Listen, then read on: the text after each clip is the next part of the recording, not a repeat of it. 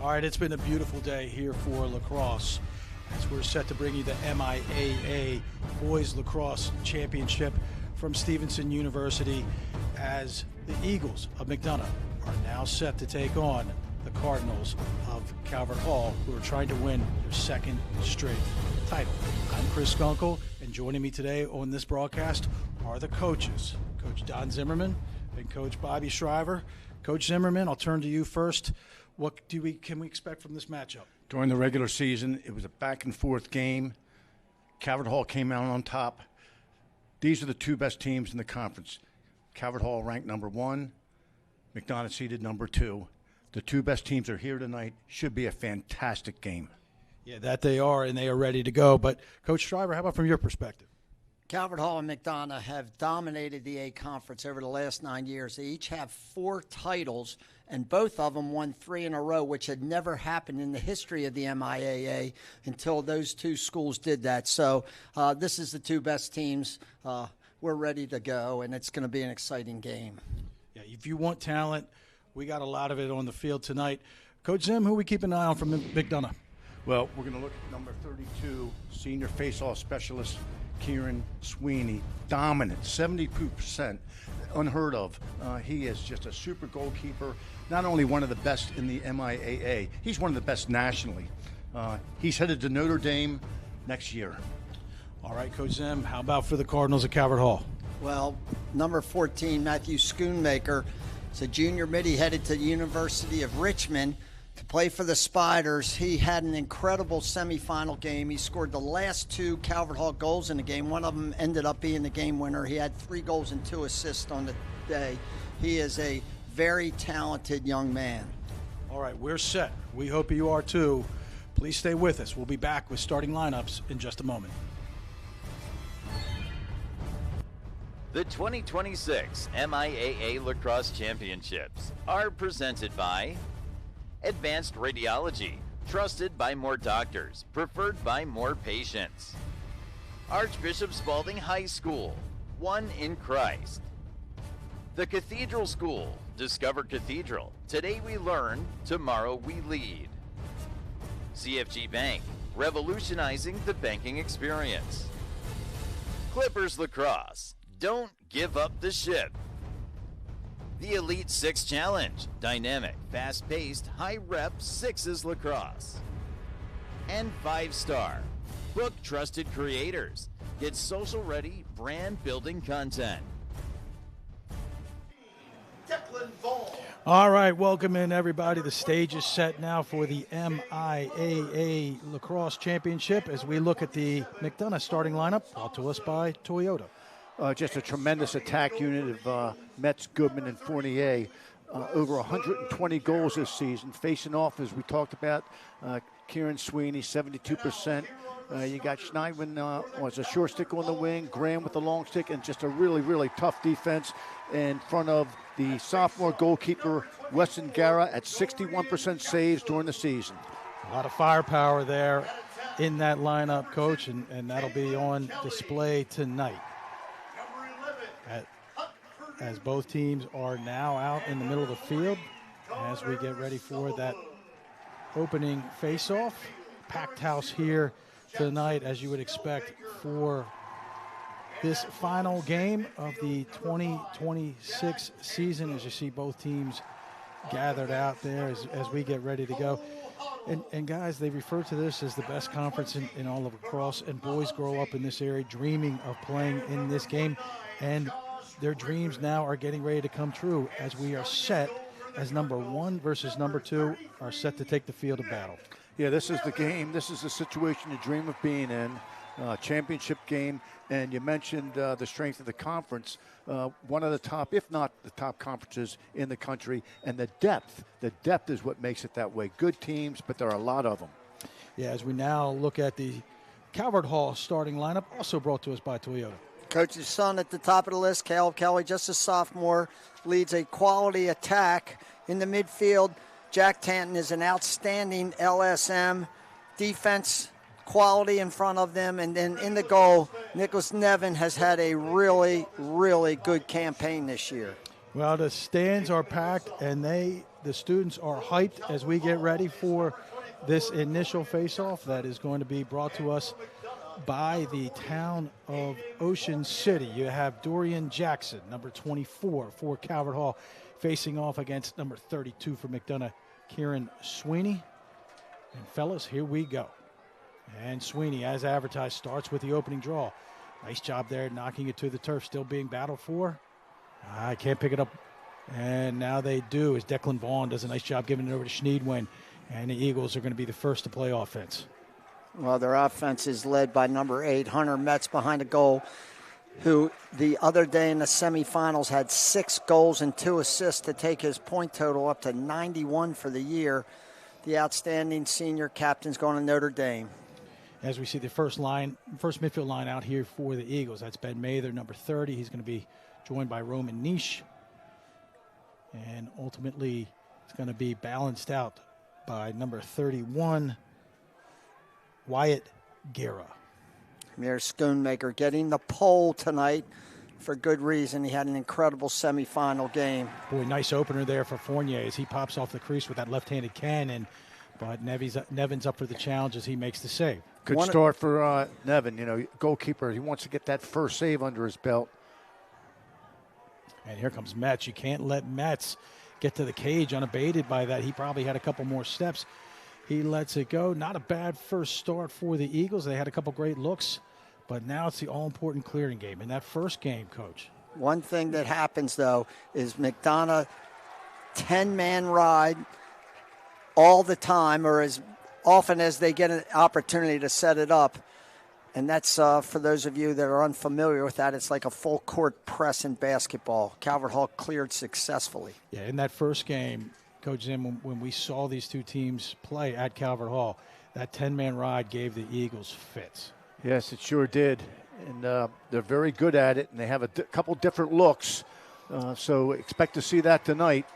Yeah, similar opener, but for the right-hand side for Caleb Kelly. His shot, though, hits the side of the net. And as we check out the keys to the game brought to us by Luminous Health, fellas, take us through it. McDonogh seniors need to be leaders. They need to have an aggressive defense. Calvert Hall, they need to win face-offs, and they want to apply pressure as well. And how about now for Calvert Hall?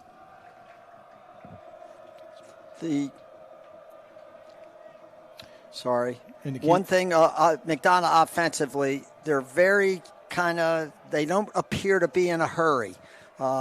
They move the ball very nicely. They like to get the ball in the hands of this guy. Boy, they rotated Metz up top. Metz actually got the matchup that he wanted. He had a short stick on him. He lets it go, but it goes high. Nevin, easy save. Here's that 10-man ride that Coach Shriver was talking about. One thing I noticed with McDonogh is they brought Metz over to help clear. They sent a midi up on the offensive end, and Metz came back, and it seemed to work pretty darn well for him that time. Yeah, first line middies in is Jack Williams. Quickly over it goes, and that's the first goal of the game as McDonogh, unorganized in transition and on the substitution game, pays the price. They now trail 1-0. Well, that's the 10-man ride. You know, they're going to take chances, but they can also be scored upon. Good job by Calvert Hall recognizing, handling the pressure, keeping their head up, looking for the open man. And Hut Purdue, he's on the receiving end of a perfect feed, plants his feet, gets a great shot off. Nice start for the Calvert Hall offense. One thing we noticed about the McDonogh goalie, sophomore Weston Guerra, is if he has an opportunity, he will come out very high on the crease. Sometimes he'll even go outside the crease. He was way outside on that one. Purdue got it past him. Yeah, needless to say, the importance of faceoffs here as Jackson has a big challenge in front of him as an errant pass hits the turf. Picked up nicely by the Cardinals, and they're on attack once again. Calvert Hall could have numbers here. They're going to pull it out. Yeah, that they do as they get set. Calvert Hall is a team with a lot of depth. At times we have seen them run 3 midfields, but predominantly we're probably going to see 2 in tonight's contest. That's nice Steers, strong move. Starting with it up top over to Schoonmaker. And a quick ball movement here for the Cardinals. As it Transitions over to Steer. Steer with great speed, gets to the inside, bounce shot doesn't go. That's a tough matchup for anyone, particularly if it's a short stick. Steer's got really tremendous speed, knows how to get his strength. Schoonmaker, Schneed went on him. He goes to his right. You don't see that a lot. Easy save there for Garrett. Quickly up it goes to, I think, to Schneed. Schneed went coming down the middle of the field. Let's see if they have numbers. And they pull it back out to Metz as they want to get things started and get another better offensive set that they've had since we've gotten started. Schneewin is a defensive midi, but he will often stay on the field and play offense. He's a skilled guy. He's headed to Syracuse University. He's going to sub out, but sometimes you'll see him stay down and play offense. Scored a nice goal in the semifinal game. Second line middies now in for the Eagles as they get a taste for what it's like to play in this A Conference Championship. As that's number 19, Jamie Pinkin, who inverts behind. Pinkin around to his right back. Up top it goes to Huntley Walsh. Well, McDonogh, Metz, Fournier, and Goodman are very skilled, quality offensive players. A lot of the rest of the offensive players are youngsters for the McDonogh Eagles.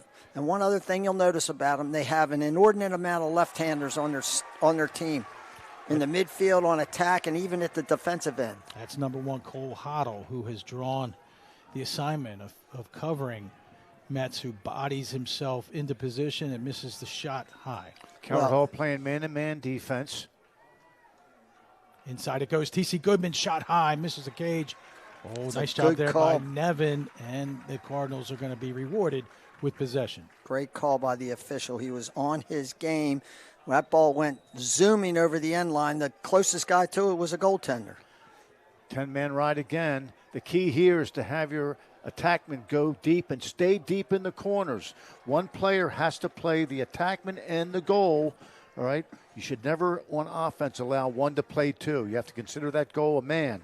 Yeah, on cue. That's Connor Sullivan, who's that attackman in the corner. As it looks like we're going to now have a third line midi in there. That's Banks Enrique, moves back up top.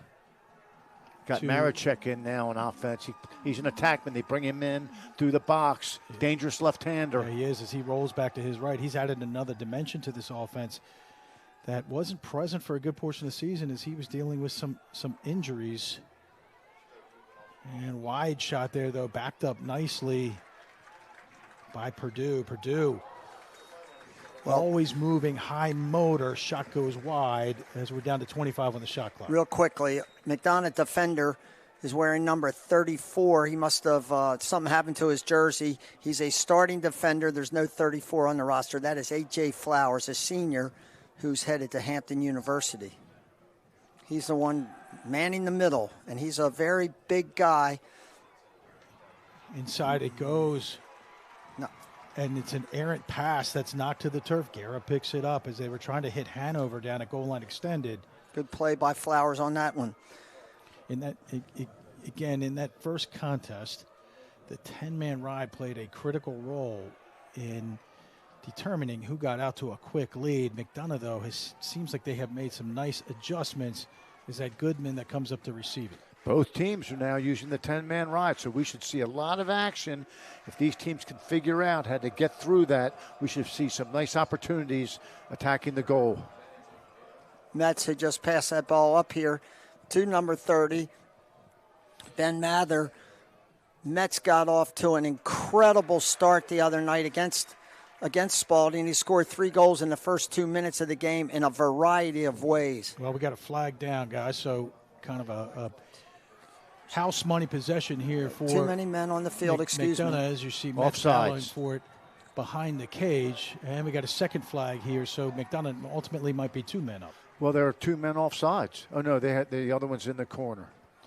Yes, you have 1 flag up top, 1 down by the crease as we wait for instructions here from the referees as to what just happened. Well, you know, the 10-man rides by both teams creates a lot of indecision at the midline. A lot of teams like to see if they can't, while they're clearing, back a guy up on one side of the field to stay on side and then send somebody on the other side of the field. And similarly, the defense might often do the same thing. To be effective at running the 10-man, you have to have everyone on the same page. Well, everybody looks up, and McDonogh is 2-man up. You'll see Calvert Hall in a box. McDonogh is incredibly skilled on extra man. Yeah, we speak about this a lot, that it may seem like it's easy when you're 2 men up to score, but that's not necessarily so. As your point, Coach, Calvert Hall now goes into a box to try to defend this 1 minute extra man opportunity. Fournier, though, makes it look easy. Step down, back of the net. The sophomore, just an outstanding young player, left-handed, just steps down. And with the defense only having 4 guys, they're packed into this box. Watch, they're packed in pretty tight. Fournier lets one rip there. Beautiful shot.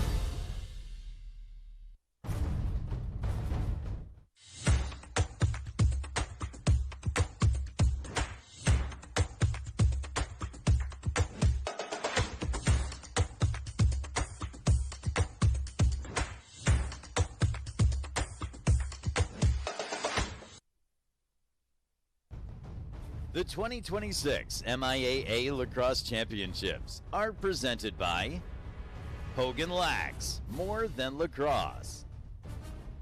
The Cahan Center for Pain Management. Pain is inevitable. Suffering is optional. Kelly Benefits, the official benefits partner of the MIAA Championships. Lido Pizza, the preferred pizza of the MIAA. Luminous Health, your comeback starts here. The Rogers Knapp Group of Merrill Lynch, wealth management, personalized strategies for your long-term goals. And Moose Athletic Club, play, train, compete. See you at the Moose.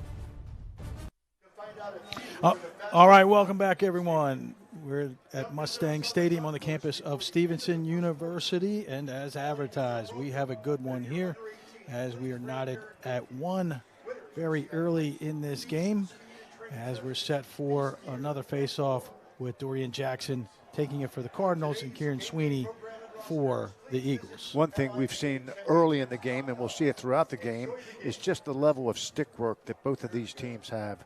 The passes are on money. That last goal, it was just a perfect feed, and that's what it takes. If you put a good feed on the money, boy, that shooter's confidence grows. Well, great point there, Coach. No push called on that, as it looks like Sweeney is going to pick up another one.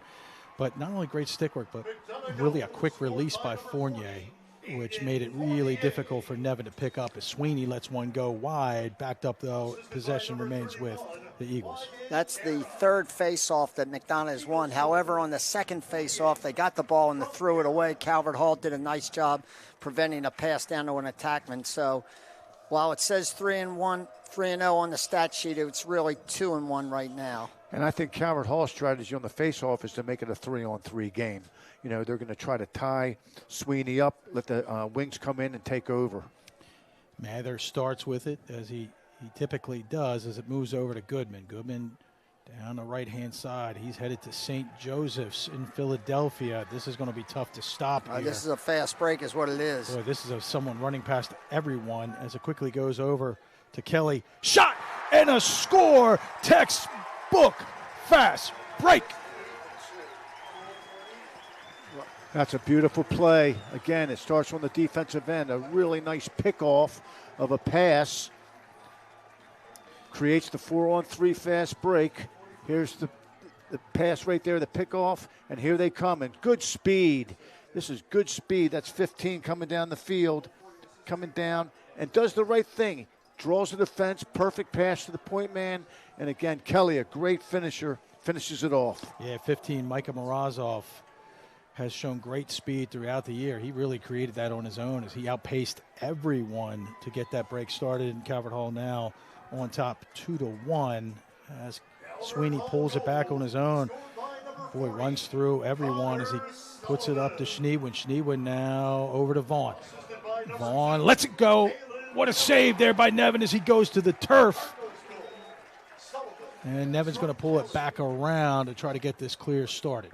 Nevin somehow has an ability to be fearless when those poles are bearing down on him, and he has made a couple incredible saves against poles. He made one the other night. Yeah, he may make another one right now as he lets it go. He had a man wide open. Oh, yeah, that Goodman. defenseman should have drawn and just dumped it off. Look, they had the easy play, tried to take the shot. Yeah, there's the first one, Coach. I know it's hard sometimes to see where that ball is going from a long stick, but why not give it to someone that's a skilled finisher? Well, that's your job. Do your job. Get the ball off the ground, draw, and dump. Let the attackmen do their job. That's what they're paid for. Well, it's the Preakness weekend, and they're running, guys. Yeah, and Coach Zimmerman used this earlier in the game, or in our first game, which was an incredible game between Saints Peter and Paul Sabres against the Archbishop Curly Friars that ended up with a Saints Peter and Paul win in the double overtime. But Coach Zimmerman made the comment, sometimes you have to be quick but not in a hurry. That time Calvert Hall was guilty of being in a hurry, and I'm not sure why they gave the ball back to the Cardinals. Yeah, and we were talking about running, and that first midfield for Calvert Hall has a couple of thoroughbreds in Williams and Steer. Great job there by Garrett. Young goaltender.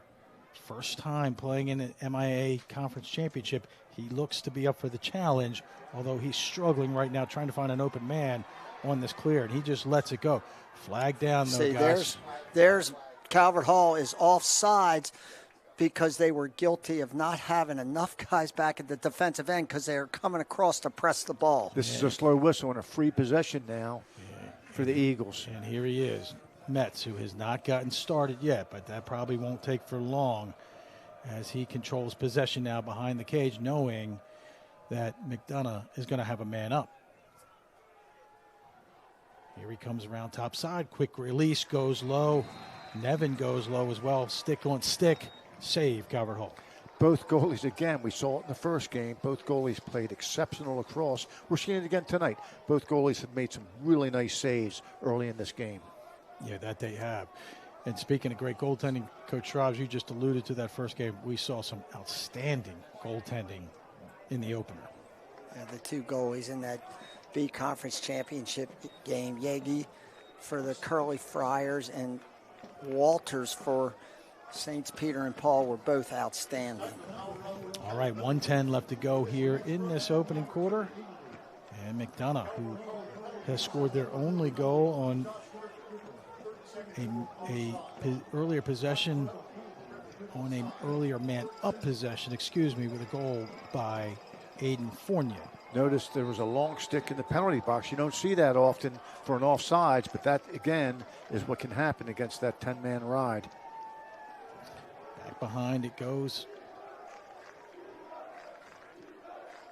And it gets reversed back out to Goodman. Goodman comes around. He takes the shot, misses, backed up by Metz.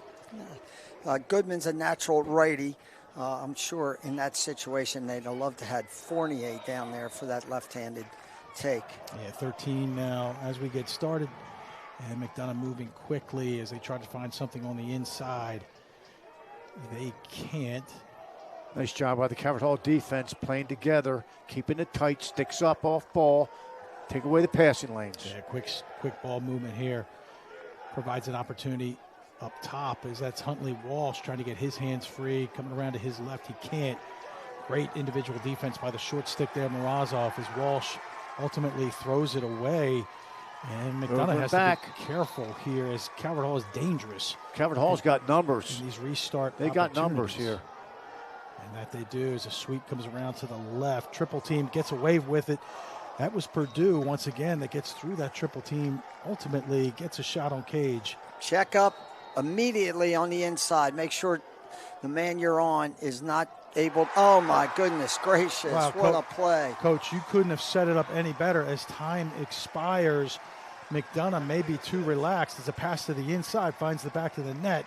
Calvert Hall heads to their bench, now leading by a score of 3-1, unless they are going to check that, fellas, to see if they actually got it off before time expired. Well, I don't know if they have video review at this level. I think the officials just have to make a decision. You stick with it. Here it is. Clock's running down, and just a really nice cut and look. And that shot is caught and released immediately. Good action, good teamwork. 3-1, Calvert Hall. Rich in tradition and guided by faith, Cathedral School is committed to fostering the intellectual, social, and spiritual development of every child. Our close-knit community of students, families, and educators creates an atmosphere of belonging and support that makes Cathedral not only a school, but a place where lifelong connections are formed and students are inspired to thrive. Learn more today, online, at schoolofthecathedral.org.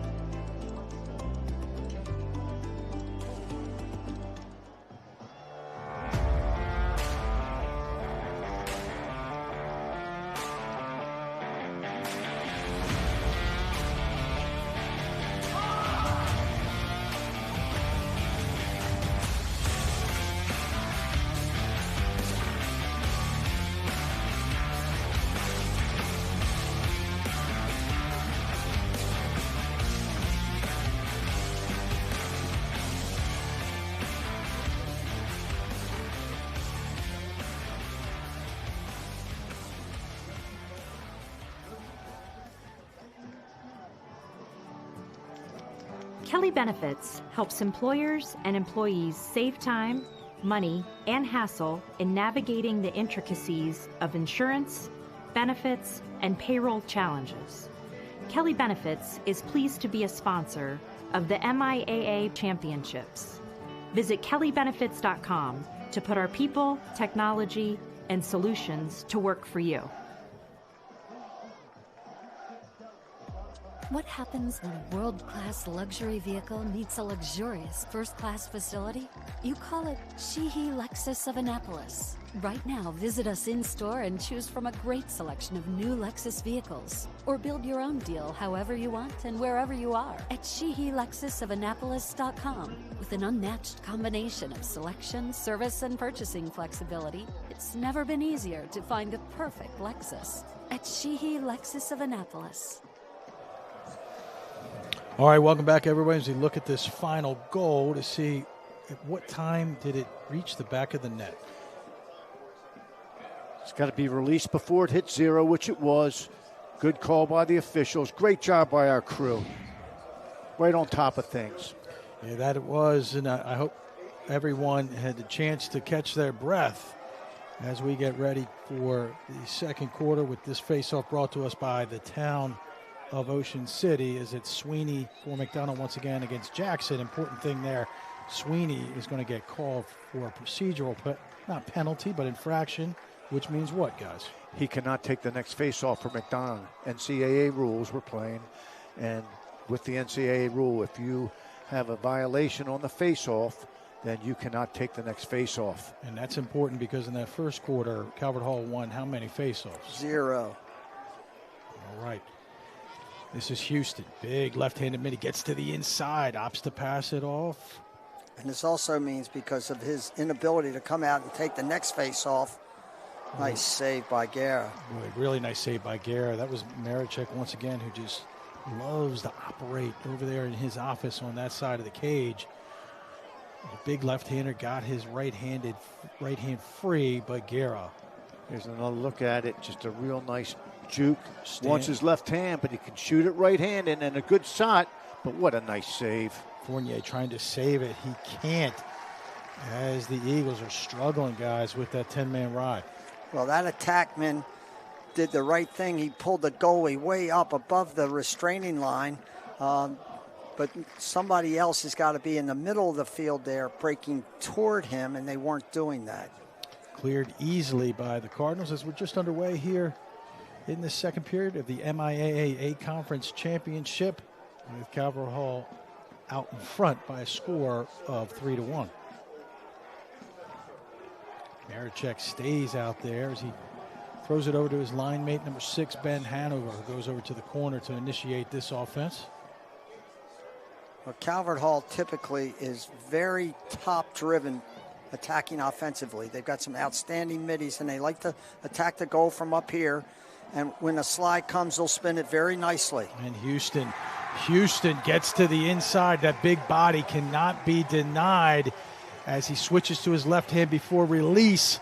Not much Garrett could do on that one as the Cards now lead 4-1. Well, Houston is a big, strong left-hander, and he got this back to his strength. Gets underneath the defender. No help, no slide. There's the man that could have slid. He hesitated too long, and he who hesitates is lost. Yep, when in doubt, go. Now watch this. Calvert Hall has a huge advantage here because Sweeney is not taking this draw. This should be Bryce Hendricks. What's interesting is that Calvert Hall is countered with Conville. Conville freshman. I thought they might have gone back to Jackson. It doesn't matter because it is make it, take it right now for the Cardinals as Hut Purdue has possession and waits for his substitutions. That was Matthew Tees who took that face off. This is the Cardinals coming back with their first midfield. Steer 12, lightning fast. Williams right here with the ball going to Yale, senior. He's also very fast, and Schoonmaker is fast and powerful. To me, guys, the Calvert Hall's done the better job right now of getting the matchups they want. Well, they just look like who they are. They're big, strong, and fast, and they're attacking. They're on attack mode. They're just keeping constant pressure on McDonogh. Yeah, they've been able to isolate their middies as Schneewen's trying to do it himself. As he gets a ton of pressure. Oh, nice job by him as he's able to find Fournier. Fournier tries to go cross field. Hunt Metz can't pick it up as it hits the turf. Metz a little too casual there with one hand on his stick. You got to get two hands on that stick with that ball's loose. Yeah, that's a good call there, Coach. As McDonogh does a lot of work just to clear it, but gives it right back again. McDonogh is blessed with three tremendous short stick middies. Snellbaker, number 0, scored that last goal at the end of the first quarter. Senior going to Drexel. That's Sanders, who was just a sophomore, and the one that led the fast break to another Calvert Hall goal. Morozov is a junior, headed to the Naval Academy. I think we have a zone here, fellas, by the Eagles. I think, oh boy, whatever it was not effective as Calvert Hall just sliced through that defense. Maybe there's some confusion there as you see on the huddle. I thought they had shifted into zone. Let's take, what do we see here on the replay? They did shift into a zone, but Schoonmaker ran right through the middle of it. Hot knife on butter. Yeah, that he did. As you see here, Coach, take us through it. No, he's just right here. He gets by the first guy. 6, who's supposed to be helping in the middle of the field, he lets him get underneath him. No quick slide up the field. Just shows that you can dodge against the zone. A lot of people think, oh, don't dodge against the zone. You got to move it. No, dodge, and good things can happen. That was the old I got it, you take it. Little miscommunication, and he goes in uncontested. Well, let's remember, in this first game, Calvert Hall jumped out to a big lead. McDonogh, with a lot of firepower and a great face-off man, was able to come back. Sweeney violated again, so this could be a bad situation for the Eagles if Calvert Hall's able to score another goal here. Calvert Hall right now operating on all cylinders and most importantly, very, very efficiently on offense. This is Houston now who starts with it. He runs to his left, gets picked up, just puts his shoulder down, fakes the roll back to the right. Fake shot there by Marichek as it goes back to Houston. Houston rolls back to his right, misses the cage, but backed up by Calvert Hall. Marichek's the son of the famous Tom Marichek, was a great player at Syracuse, went on to play professional, indoor and outdoor, has represented Canada in the World Games, one of the best attackmen that's ever played the game. Connor Sullivan has it over to Houston.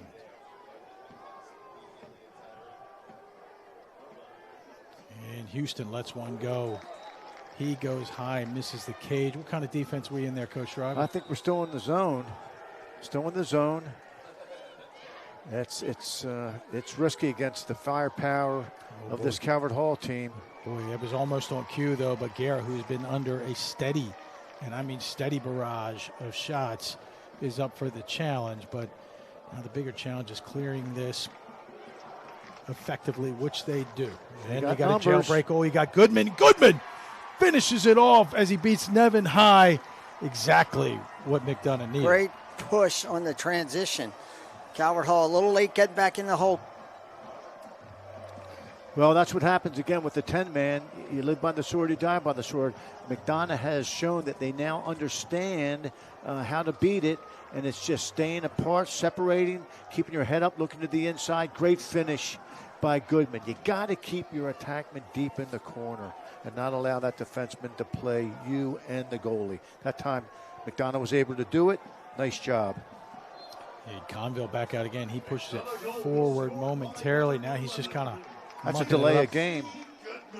Well, it's Calvert Hall ball, and the Calvert Hall player is the one that kicked it down the field. Would that still be classified as a delay? No, it'd be classified as you shouldn't have done that. But really, what is the rule there? Well, if it his team's getting the ball, right, and he kicked it, right. I just think that's tough luck. I don't think they're going to call that. But if it would have been done by the opponent, then it's a delay of game. Boy, that was an awful lot of room there for Steer, player with great speed, as we have a flag. And the referee on the other side of the field called that. Thrown as he's dumped to the turf. Unbelievably unselfish play. Beautiful dish. Calvert Hall keeps playing there even with the flag down, and I believe that was Purdue again that was the recipient of that pass, and he converts as the Hall pushes their lead up to 4. But watch this little dink here by Williams, senior captain. Beautiful pass, just so unselfish, and a nice finish by Purdue for his second goal of the game. And again, the slide was late. I think if I'm playing defense for Calvert Hall, you got to expect to slide because Calvert Hall is coming at you, and McDonogh's got to slide a little bit sooner. And Calvert Hall has just not let McDonogh start operating on offense with those deadly shooters. They have done a really nice job, like things like this. Well, I was going to say picking up a ground ball, which of course they did not as I was talking about it.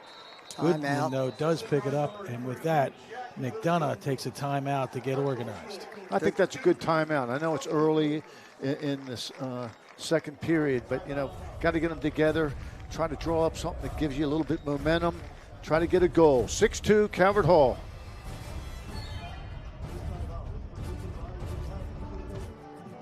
Kelly Benefits helps employers and employees save time, money, and hassle in navigating the intricacies of insurance, benefits, and payroll challenges.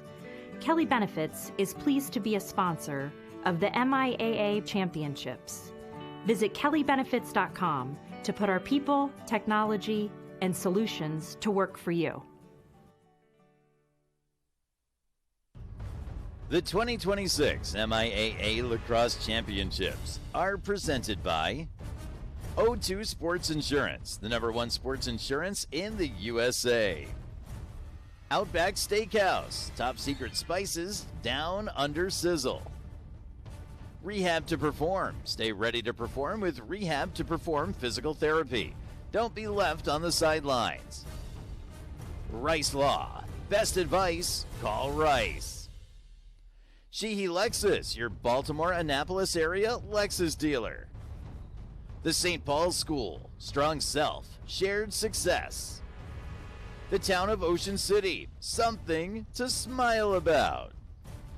And Toyota, the official non-luxury vehicle of the MIAA Championships. Let's go places. All right, welcome back, everyone. We're at Mustang Stadium on the campus of Stevenson University for the MIAA Conference Championship as we take a look now at the last 10 seasons of MIAA champions. Talked about it at the outset that Calvert Hall and McDonogh have dominated the league. 4 titles each in the last 9 years. If you add really up to 10, St. Mary's got 15, Boys Latin in 21, but around them is all the Eagles or the Cardinals. And here we are again with the same 2 squads. So somebody's going to walk out of here with 5 titles in the last 10 years. That's an unprecedented number in this league. That really is, Coach, and that is something to take note of as the being consistently good and consistently successful in this league is certainly really difficult to do. And you, Coach Driver, know it as well as anyone. Up top there, out of the restart, it is Mather. Left-handed midi. The initiator coming down the left-hand side, rolls back to his right, fakes a shot. And it gets reversed quickly over to Goodman.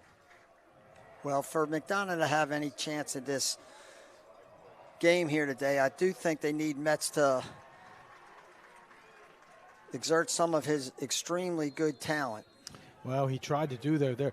Metz is really interesting. As he runs, he has a real quick release that often surprises goalies. He did not surprise Nevin there. The shot clock reset on Goalie that made a last nice exchange. save there. Nevin got a piece. There's Mather. He can't get his hands free, but they've now moved Metz back up top. He puts his shoulder down. He goes high. Nevin makes a save. Oh, man. Calvert Hall's got a chance coming back. You are right, coaches. We have a 4-1-3 here. Shot, and it's not a save is not necessary. As Coach says, I see you throw your hands in the air. Yeah, look, I know that you got an opportunity, you're excited, but, again, you got attackmen who are wanting the ball in a good position. You got to dish it off to your teammates. Well, not only who are in good position, but actually are proven scorers.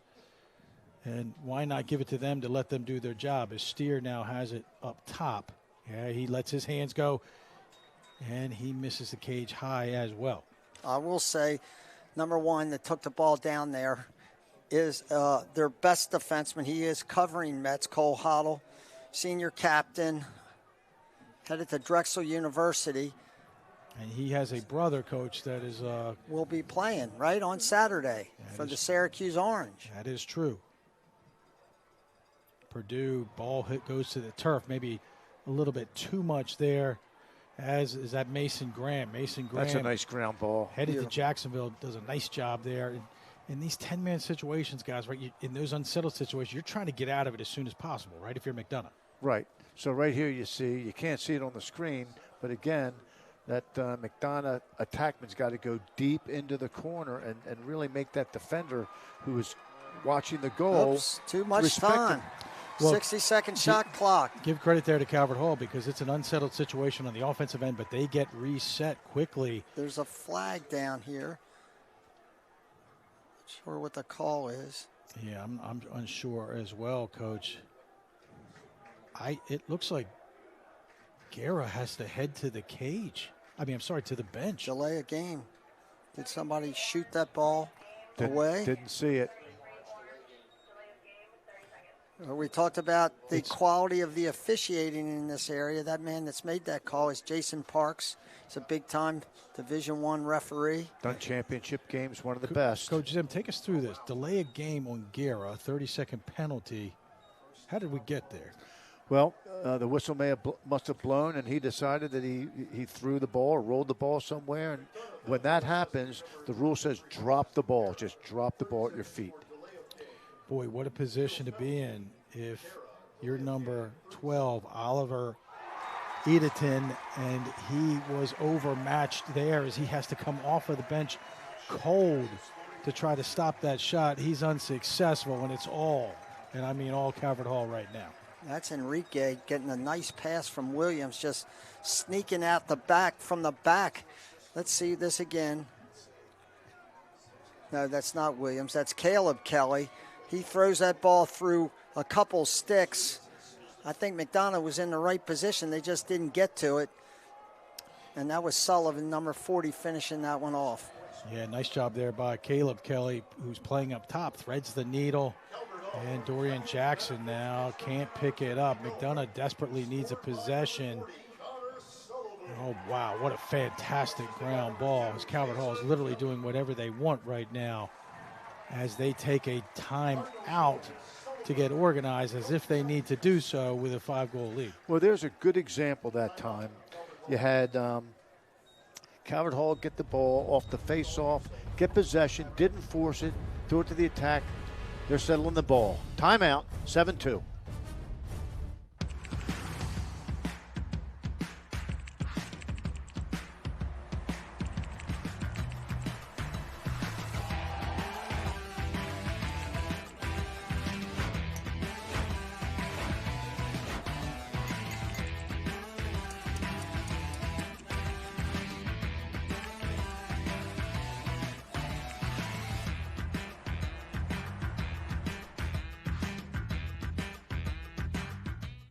All right, we're back here. Calvert Hall on top 7-2. It may be a surprise to most people as you consider how both teams performed in the semifinal game. So, Coach Zim, how did we get here? How did we get to a 5-goal advantage by Calvert Hall as we first, though, take a look at the Calvert Hall's Division I college commits? Well, Drexel has got the three attackmen there.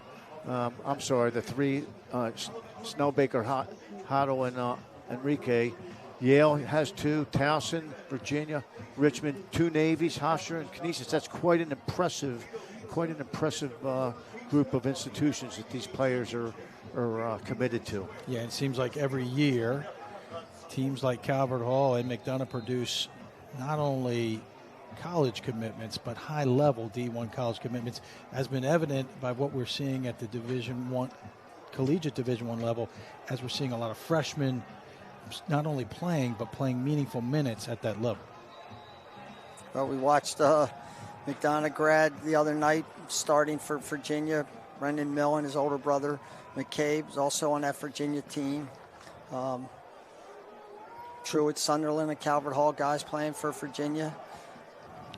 So Coach Zim, I interrupt you because we want to get what's on the screen, but how did we get here? How did we get to a 5-goal advantage, Mike?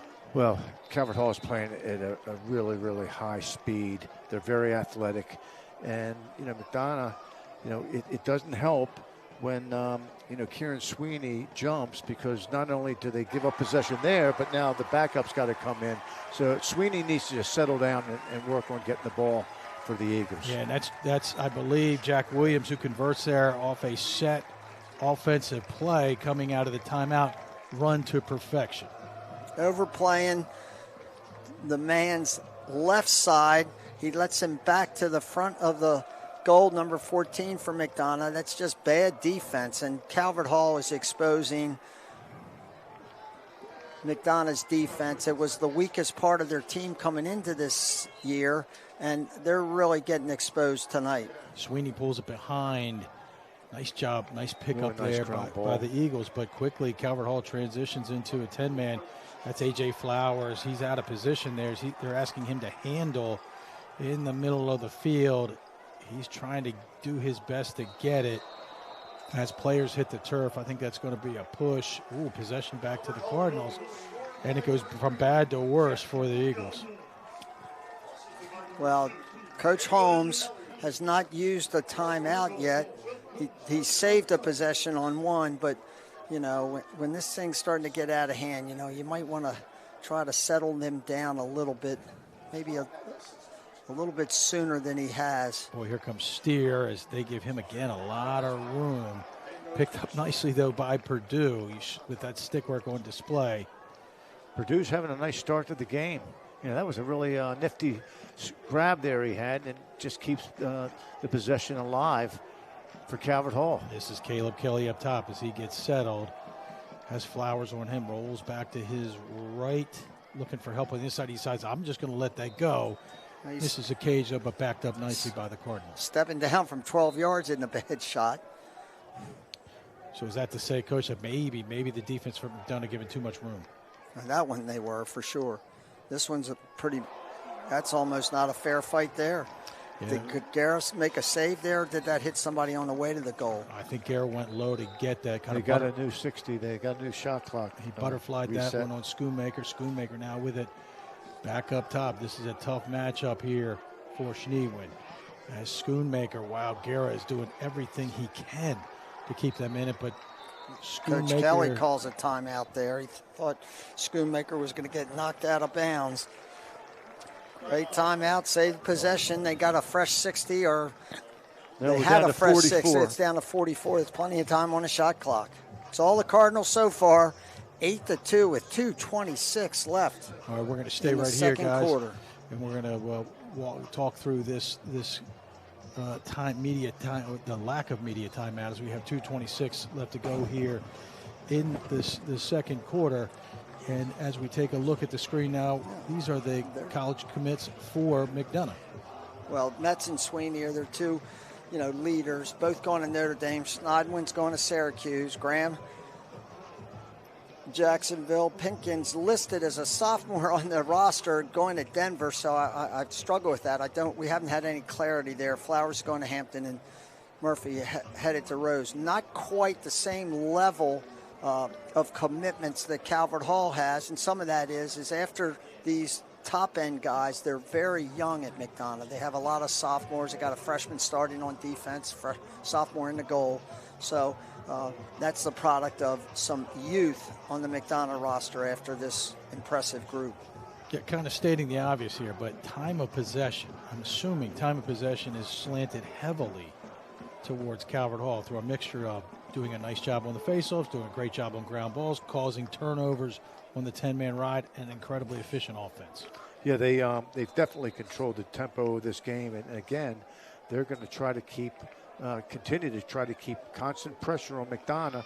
They've got more numbers, and they're going to try to use that to their advantage. Wow, I can't believe what I just saw. Out of a timeout, that's Steer who throws an errant pass to Schoonmaker, and it's going to be possession back to McDonogh. And it's kind of interesting here, Coach. As the ball goes off the sideline, no 10-man setup, though, for Calvert Hall. No, well, they just pretty much cleared the ball there, so that really doesn't come into play. First line in there is Mather, almost gets hit from behind. This is Guerra down the right-hand side. McDonogh in desperate need of not only a possession, but a possession that results in a goal. Or at least a quality shot, just a good quality shot. To that point, it gets reversed over to Fournier. Fournier, big left-handed shooter. He can't get his hands free as Guerra now with a short stick on him, rolls back to his right. Skip to Fournier, shot, hits the post. Quick release, hits the post, but backed up nicely by the Eagles. Well, that's a step in the right direction. Now let's see if they can't put that on the 6-on-6. Well, I might be inclined to get the ball to Goodman or Fournier, for that matter, a little bit behind the goal and see if they can't generate something from back there.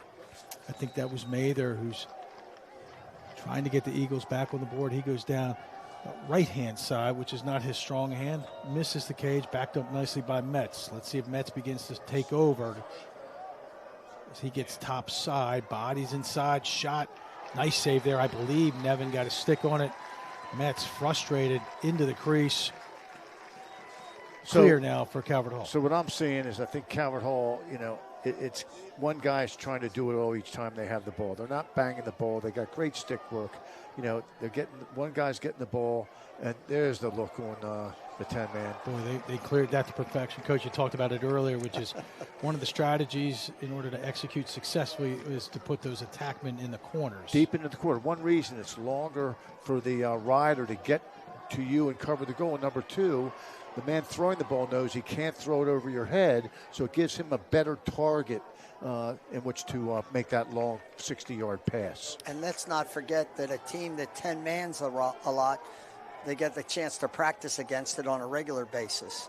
McDonogh hasn't handled that as well as Calvert Hall has. Steer gets to the inside as he looks to the bench for instruction. Boy, that was Williams there had a nice face short dodge, and Guerra now, as you mentioned, Coach, short time with 8 seconds just on the clock, throws it the length of the field. We're down to 4. Calvert Hall has possession, but that doesn't mean they don't have enough time, as we saw in the first quarter. I like what McDonogh's doing down the other end. Calvert Hall, they're just congregating in front of the goalie. And that's the way that this first half is going to end, as we've seen what we thought we would from one team, and that is Calvert Hall with 8 goals, and from McDonogh not as much, as they head to their locker room with just 2. Well, please come back to us as we will be set for the second half. Calvert Hall 8-2.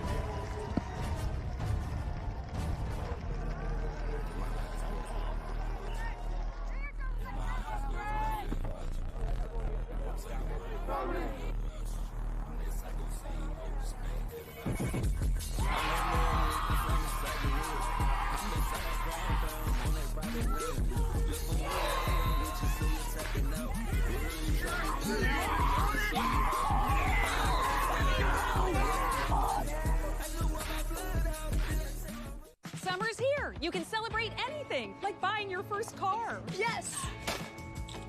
Cute. Finishing a big project. Or even your dog's birthday.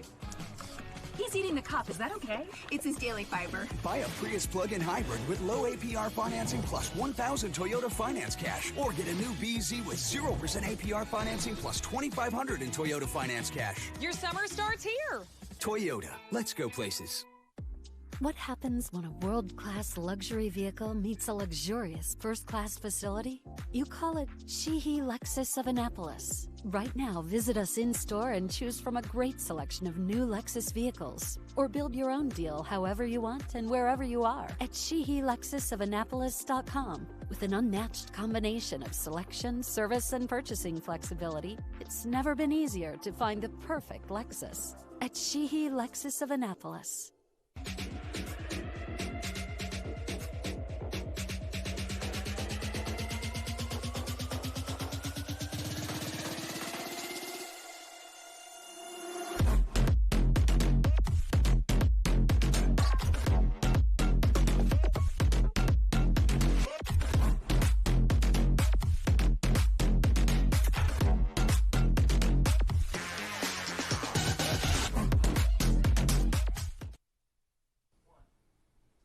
Welcome back.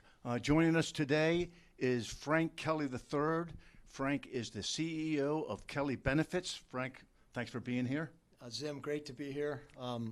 Love these MIAA championships, always exciting games, and we're proud to be sponsors again this year. Well, we thank you for that. And not only this year, but for the last 5 years, Kelly Benefit have sponsored the MIAA championships, and for who knows how many years, sponsored the Game of the Week. So thanks again for all your support with what we're doing here. So tell us about your thoughts on your sponsorship. You've been doing it for a long time.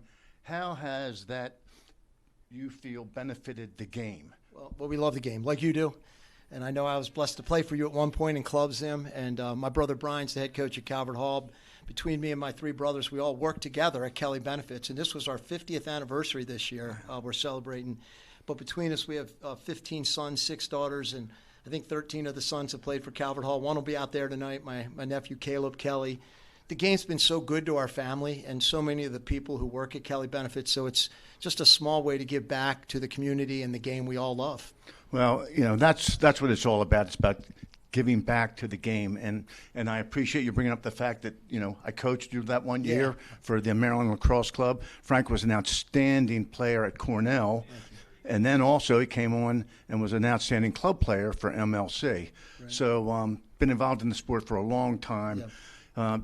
Calvert Hall, again, is playing for the championship, and your brother is the coach. I know. Have you talked to him this week about a little bit? About the game? We a little bit. We try to go low key. He's focused on what he's about. McDonogh's got a phenomenal team, as you know, a great face-off guy and strong attack units, and 2 talented teams. Should be a lot of fun. Yeah, it should be. And the number 1 seed is obviously Calvert Hall, and the number 2 seed McDonogh. So the 2 best teams are playing tonight. Yeah, I think so. It'll be a great game. It'll be a great game. We'll be back after this. In Ocean City, Maryland, having fun is kind of our thing. I mean, look at these 2. They're all about having fun. That's fun. This is fun. Whoa. Too much fun? Nah, no such thing. Because here, even leg day is fun. So head to the coast and, well, just coast.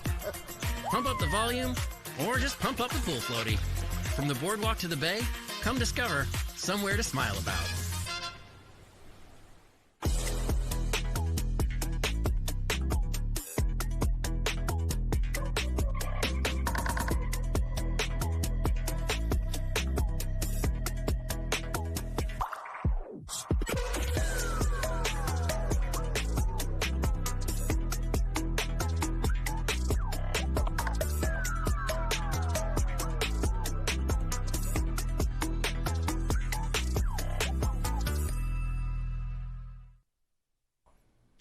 Hi, we're back with Frank Kelly III. Frank, you mentioned that you just celebrated your 50th year with Kelly Benefits. Yeah. Tell us about that. Yeah, well, as I mentioned, I work with my brothers John, David, and Brian, but our parents, Frank and Janet Kelly, started the business in 1976, May of 1976, in the basement of our family home, right near Delaney High School.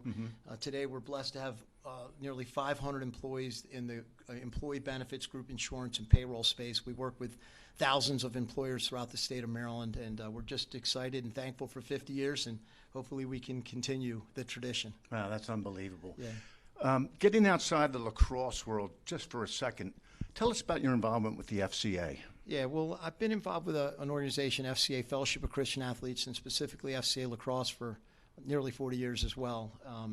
And what I love about FCA is it's trying to help athletes and coaches fulfill their God-given potential, mentally, physically, spiritually. Three-dimensional athletes, three-dimensional coaches. And every summer we do a lot with camps. We have a great FCA lacrosse camp in mid-July up in the southern Pennsylvania area, and you can check that out at fcalax.com, fcalax.com, to learn more about FCA lacrosse and some of the camps this summer. Sounds great. Sounds like a great place to hold a lacrosse camp during the summer up in the Pennsylvania hills. Yeah. One other thing many people probably don't know is that you're an author. Yeah. You've written 3 books, and the latest one just came out, the Love and Go. Right. Love the title. Yeah. Tell us about that. Well, we were joking about the title, Love and Go, and it is a faith-based book, and love is about the great commandment, love God completely, others compassionately, yourself correctly, and then go and share that God's love and truth and word and deed. So love and go. We were talking about give and go. I know last year Calvert Hall was fortunate to win the championship in overtime on a great give and go. But it's a book that's practical, relevant, fun, easy to read. I wrote it so even me and my brothers can read it. I also want to just shout out, I have 2 sons, 2 nephews, and a niece in our family business now. And all 4 of those sons were blessed to play in big MIAA games as well. And we're just thankful. And and I wrote one other book called Influence in the Creator's Game that's about the game of lacrosse. So I love that as well. Thankful. I love the title. The give and go is one of the basic plays in lacrosse. Right. It's simple, but it's effective. And I can see the tie-in to the title of the book. Yeah. Well, I tell some fun lacrosse stories in that book as well. And again, thankful to be here, and keep up the great work. Well, thanks, Frank. It's right. Great seeing you again. Thanks, it really Sam. is. Appreciate it. All right, we'll be back in a moment. Thank you.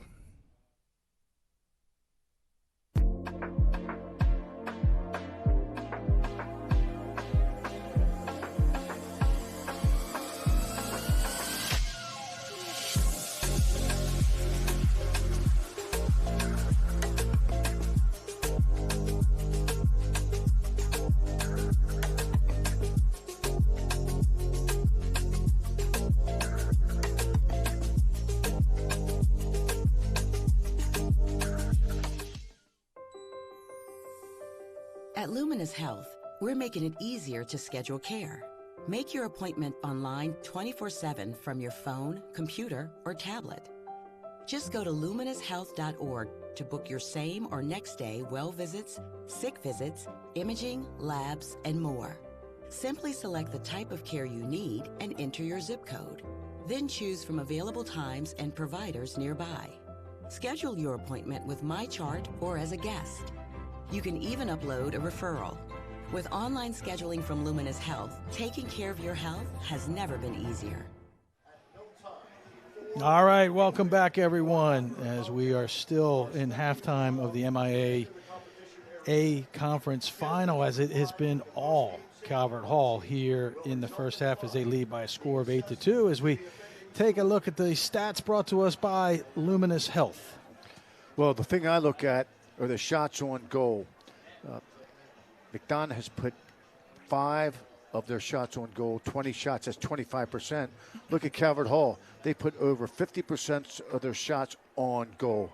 And I think that's the thing that really jumps out at me. What do you think, Coach? Well, the face-offs, ironically, Sweeney has not dominated. He's been guilty of violating a couple times, and then that means he can't handle the next face-offs, and they've lost a couple of those. So that usually is a huge advantage for McDonogh and has influenced this game a great deal. Calvert Hall's been on offense a lot.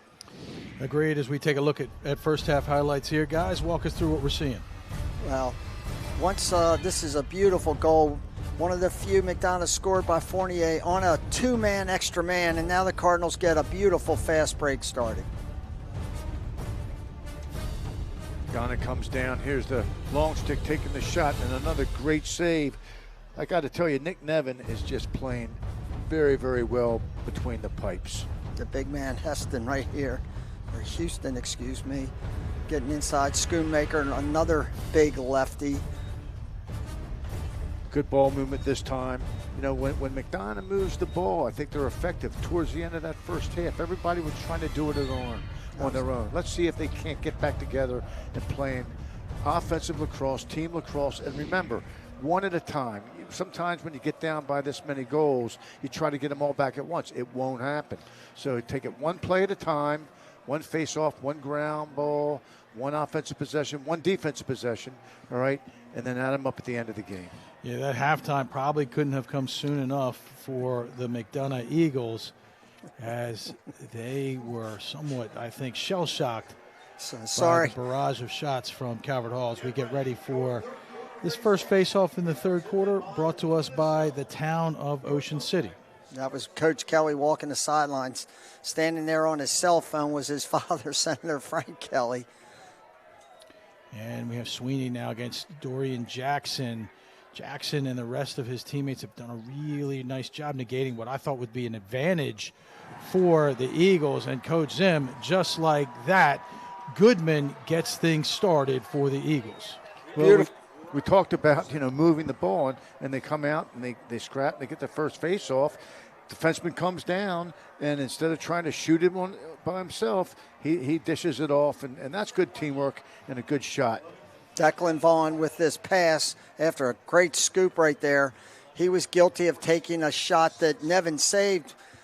Coach Zimmerman called him out for not passing, making a simple pass. He made it there. Ball's in the back of the net. Yeah, Coach Zim, maybe he heard you during halftime. And now Sweeney, oh boy, it's kind of something that maybe you didn't have to do there. Sweeney tries to shuttle it forward. Schneewen can't handle it. And Jackson does a great job maintaining possession, but it's still being battled for. And possession has been called, so and neither team able to pick it up. But, wow, what a job there by Hut Purdue. Hut Purdue, somebody that really doesn't get a lot of recognition when you think about all these other players for Calvert Hall. But, boy, when we have seen him play this year, he has been fantastic. 26 goals plus what he's got tonight for the season. I like that he has 20 ground balls, shows that he's a rider. He tries to get the ball back in the other team's defensive end. If you're a young attackman, goals and assists are nice, but you got to ride. Yeah, that Schoonmaker picked up quickly there by Williams. Quickly over it goes to Steer. Steer, shot, and a goal as Calvert Hall negates that first goal by McDonogh to push it back up to 9-3. Again, it all starts two hands on the stick to get that tough ground ball. Once that happens, you move it. The best thing you can do after you get a ground ball is to move it. The ball moves faster than any player on the field. Lacrosse is the fastest game on 2 feet, but you'll see it here. They get a tough ground ball. That's Coach Kelly. Well, you know, guys, I go back to that last faceoff. McDonogh scored right away. They had a chance to get the next faceoff. Sweeney kind of tries to push it forward. Schneewen can't handle possession. Calvert Hall, goal. And Sweeney now is going to start with it. I think there was a quick start there by Calvert Hall. And Metz, who did not really get much going in the first half, is going to need to really get going here as the Notre Dame commit is going to have to start providing some production if McDonogh hopes to get back into this. Making it tough for him to get the ball. One of the things Metz loves to do, if he thinks he has a half a step, he'll let it go. Well, we saw that's a bad shot. He's done that about 5 times tonight, and it's been effective in the past, but not tonight. We saw that work the other night against Spalding, where he came to his right with that quick release. This time it did not, as Nevin has had a really, really solid game in the cage. Well, Cole Hotto, I think, is playing him just perfectly, trying to take away his strength, moving his feet, not throwing a lot of checks. Yeah, this is Hut Purdue with great speed, and he's not afraid to be physical. Now McDonogh is going to get flagged on that pick, and Calvert Hall is going to have an opportunity here to continue to run this powerful offense, knowing that they have a possession right behind this.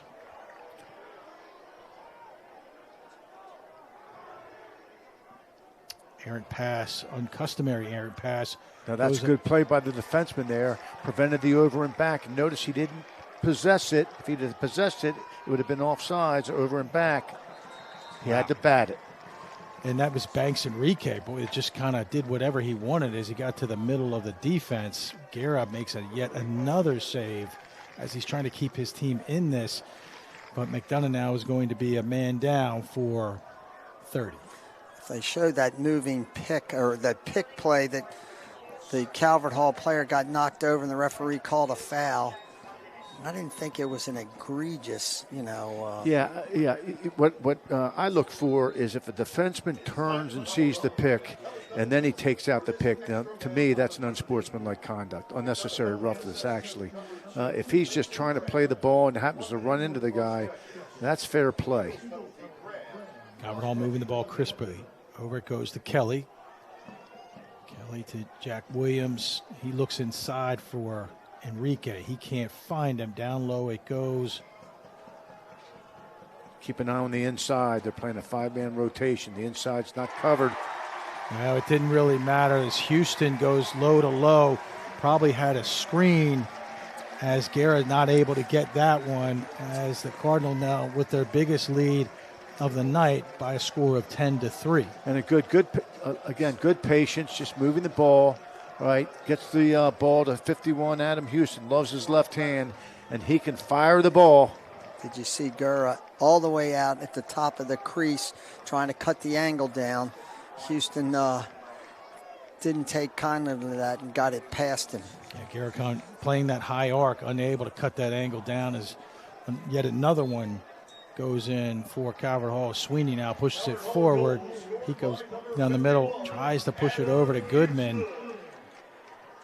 And that being battled for in the sideline there. So if you're Sweeney, what would you have done differently there? So we had Sweeney had a 4-on-3, and he tried to muscle the guy. Just come down and throw the ball. I think he tried to do too much. And again, when you're behind like this, you just got to stick to the game plan.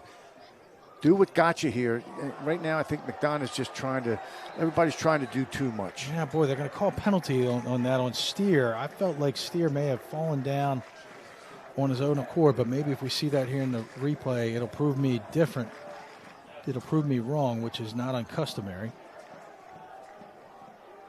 And let's take a look at this guy, see what you have here. Now he got tripped. He did get tripped.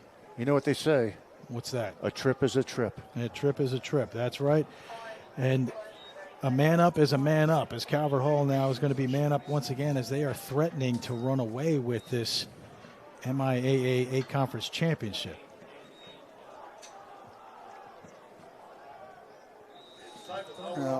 It's going to be a 30-second penalty on the Eagles. They called a push. They must have called a push. Enrique, we saw that play in the first matchup. He skips it far side to Houston. Probably didn't need to do that as they have things completely under control. Nice hustle there by the Eagles. They're going to be rewarded with possession. 12 seconds left, though, on this penalty.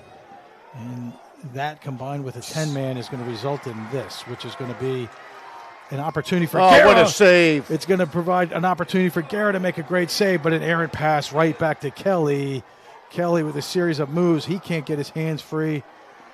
And I believe that's Graham that heads to the turf, and Calvert Hall is just simply all over these ground balls as Williams has it quickly over. It goes, and enough is enough as Houston puts it in the back of the net. Well, this is a mismatch athletically so far in this last, I think pretty much the whole game. Calvert Hall is just relentless. The ball gets on the ground. They got it there. They pick it up. Nice pass. And he's shown the ability, Houston.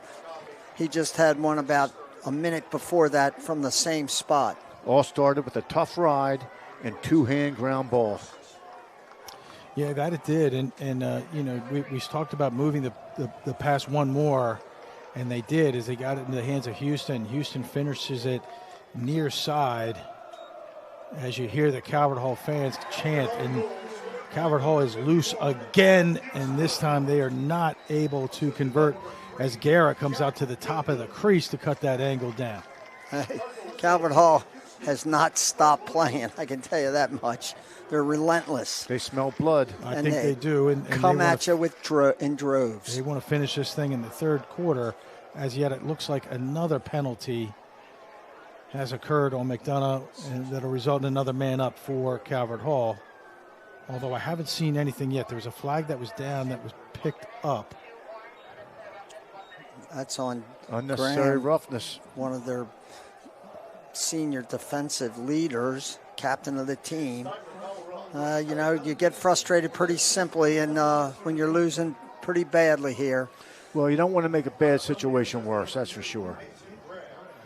As Calvert Hall now starts operating on this 1 minute man up opportunity, and they have several different options here for shooters. It's just a matter of which one that they want to go to. McDonogh playing the 5-man, so again, no one's specifically assigned to the crease. Wow, and that's Houston, and that's back-to-back as Houston goes stick side low, as seemingly every shot now is finding the back of the net. Well, the McDonogh defense has to realize if this guy gets the ball with room and time and his hands free, you got to get to him. And, nothing special, but that slide's coming way, way too late. And he's already proven that he can score from there. I think that's his 4th goal. So you got to recognize situations and adjust. And again, guys, the time of possession is heavily slanted towards Calvert Hall. And it seems like when McDonogh gets it, bad decisions, bad shots leads to yet other opportunities for the Cardinals.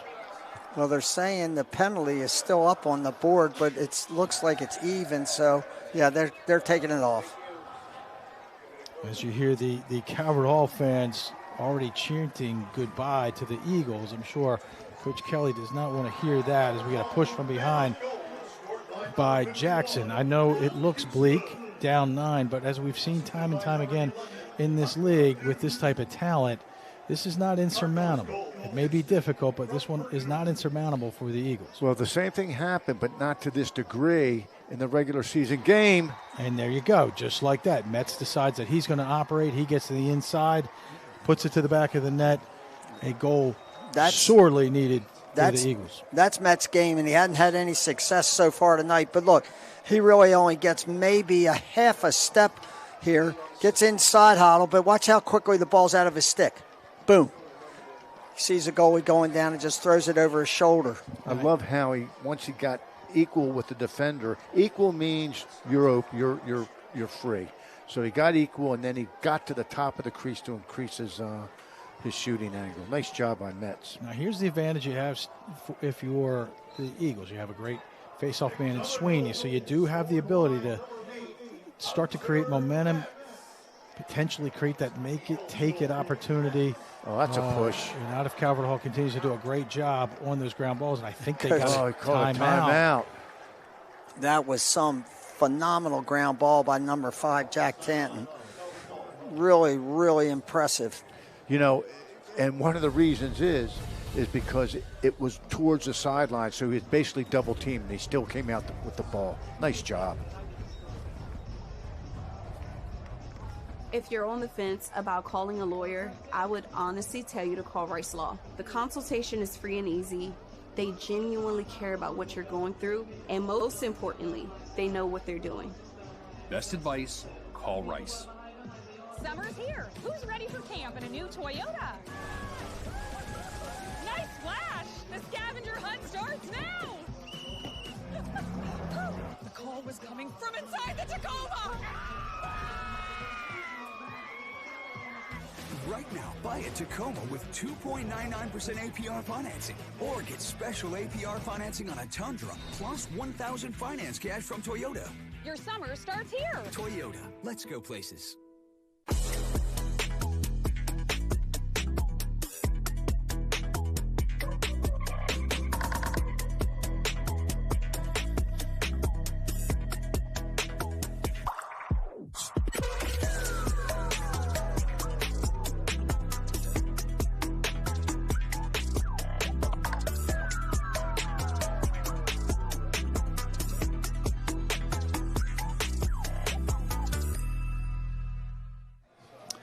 All right, welcome back, everyone. As you see a shot there, Coach Brian Kelly and some of the other members of his staff as he's contemplating now what's necessary in order to finish this one off, but because there's still a lot of time with 6:26 left to go just in this quarter and facing a team with a deadly offense in the McDonogh Eagles. Right behind Coach Kelly right now in the pinkish orangish hat is Dave Creighton.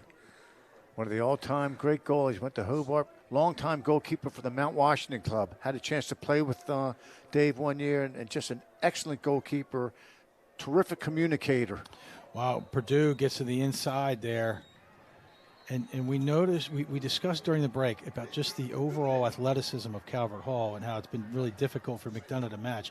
And they just have player after player like that, which are athletic, but they're athletic in the way their ability to get separation. As Cole Tomasin sends one long, unable to convert. Quick restart here could be trouble for Calvert Hall. That's a nice job. You know, they saw the goal was open, tried to put it on target, didn't go, but they backed it up. So that's one way to break the 10-man. Yeah, that is true. I do feel that there is a lot of time, but McDonogh is going to have to show a sense of urgency, and they're going to have to be pretty efficient here if they're going to climb back into this. I would say you're right. Every possession counts. And that's probably not the way that you want to do it. Is Goodman turns to his right, and he ends up hitting Hoddle right in the back. And maybe that's kind of his way of trying to get him off of Metz. Well, I'll tell you, it's, again, McDonough's playing very uncharacteristically as far as everyone trying to do it on their own. You know, they're a team that likes to share the ball. They're very effective. They got great sticks. They got great lacrosse IQs, but now they've kind of resorted to every man for himself, you know, trying to get a goal. It's not going to work. You got to stick to the game plan. Be who you are. Play the game that you've been playing all season. Nice decision there by C.J. Saunders Jr. on the clear, as he could have taken it towards the cage, but he pulls it back out to create a longer possession opportunity for Calvert Hall. You know, up by 8. No need to score here as they have things completely under control. As that's Houston, who's had a really nice game tonight. Come inside. Ooh, wow. Beautiful offense. That was beautiful offense there, Coach, as it feels like Calvert Hall's getting shots from all over, all angles. Well, they're athletic. Their dodges are creating slide situations, and their stick work and their decision-making is outstanding. Yeah, there's Marichek as Guerra comes high, slides to try to negate that, which he does. He comes out high on that crease. And nice defensive stand there by the Eagles as the shot clock expires. That might be the first shot clock violation we've seen tonight. I think you're absolutely right. But they are still going to have to clear. And that has been a... Goals open. Needless to say, an adventure tonight. Oh, but now they do have a break. And that's Mather. Oh, Nevin goes low and makes another fantastic save. Failed to pass the ball to the open guy. They had a right 4-on-2. Move the ball. Well, when you move the ball, Coach, correct me if I'm wrong, that forces Nevin in that case to have to move at least one way or another. Sure. Exactly. Which makes it more difficult for him to get set, as you see Schoonmaker there clear between 4. Schoonmaker's a nice player. Kelly, dangerous left hand, and just kind of a guy who can do everything. I think he's faster than people think. He's good speed combined with really good power and good stick work makes him, as you say, a really difficult player to defend. Speaking of which, he has it now with Schneidman on him. Comes over to his right, goes down the teeth of the defense. And again, it looks as if either McDonogh defensively is confused or maybe they're out of gas, but Calvert Hall seemingly doing whatever they want here. Well, the slides have been late a lot tonight, and that's just, it could be athleticism, it could be they're tired, but you know, it is a championship game, so you got to work your way through that, but also give credit to Calvert Hall. Schoonmaker to his right, draws a quick slide, inside it goes behind the back. Beautiful offense, but it doesn't result in a goal. Oh, I thought they might call Flowers on that. They don't. Schneebwin is going to clear it on his own as McDonogh tentatively has numbers. They move it quickly over to Goodman. Hitch fake. Back out top it goes. shot, sidearm shot there, misses the cage, possession back to Calvert Hall. So I don't know, guys, do you mind the quick possession there, or would you rather see them pull it back out? Well, I think they had some opportunities there. You know, they got a good shot, but again, when your angle decreases, the more important it is for you to shoot the ball overhand. A nice job clearing it is Jason Snellbaker. Snellbaker, bounce pass completed. Schoonmaker still in this game as he has it back up top as Calvert Hall still running that first line. I mean, they are going with what got them here, Coach. We got some action going down there in the crease off ball. Wonder if the officials are keeping an eye on it, a little pushing and shoving. Little drama on the offensive play here. Not much going on there. Steer has it now. Steer playing a little two-man game. Inside it goes to Kelly. Kelly now, he knows what to do, and he finishes it as things have gotten very loose on the inside for that McDonogh defense as Calvert Hall now puts their 13th on the board. Just, again, good awareness, good ball movement, sticks, passes on the money, and just a really nice look inside. Caleb Kelly turns, doesn't rush it, takes his time. Terrific finish. Just a sophomore. You can tell he's the son of a coach. Very smart, high IQ.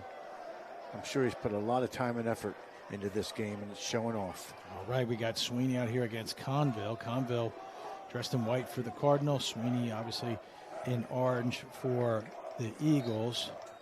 And Conville does a nice job, but unable to pick it back up. Sweeney now on the loose. He puts his shoulder down, coming down the teeth of the defense. He decides he's going to do it himself as he beats Nevin high, and the Eagles get their 5th on the board. Well, Sweeney, if we watch this from the get-go, he picks this ball up, and he did this in the semifinals the other night, and he just bears in. Sweeney's about 6'2", he weighs about 205 pounds, and he's just overpowers the Eagles on that play and bangs one left-handed past Nevin, who hadn't let much go past him today. Yeah, that's true. You have Sweeney back at the X again. The Cardinals sent Jackson out to take him on. And Jackson dives for it, falls on top of it. Sweeney trying to do everything that he can to get him back in this. He picks up another face-off as he goes far side, but oh, wow. He's probably pretty tired after those two face-offs. Right, you have a man open adjacent, and he decides to throw it across the field. Well, everything's going right for the Calvert Hallers tonight.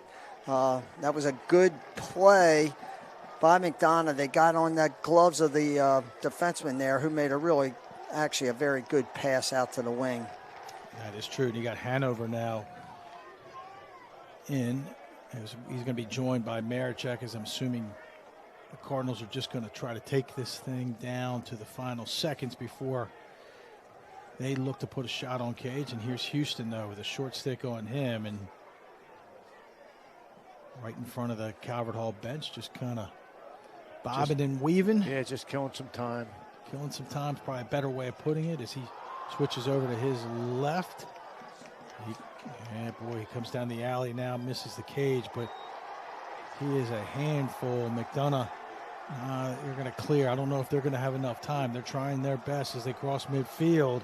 Down to 1 second shot, and easy save there for Nevin, as that's the way this third quarter is going to end, and it was all Calvert Hall as they have increased their lead now to 13-5. But stay with us. We still have a quarter to go.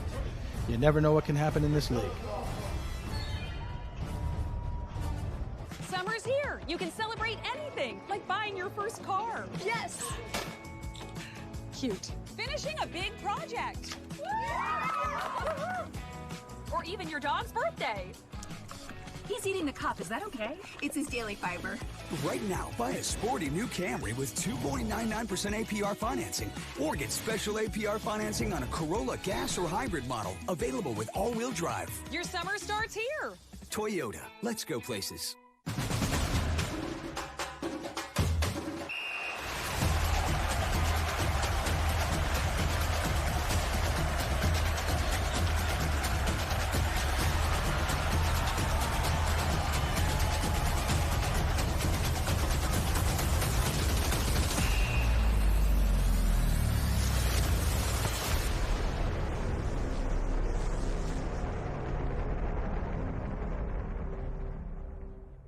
Summer's here, and with the new Toyota, you can do all the things that make summer, summer. Take a Grand Highlander and go root for the home team. Send newlyweds off in a Camry. Congrats. Thanks. Or catch some waves with a RAV4. Still got it. Buy a spacious Grand Highlander with special 4.99% APR financing, or get special low APR financing on an all-new 2026 RAV4. Your summer starts here.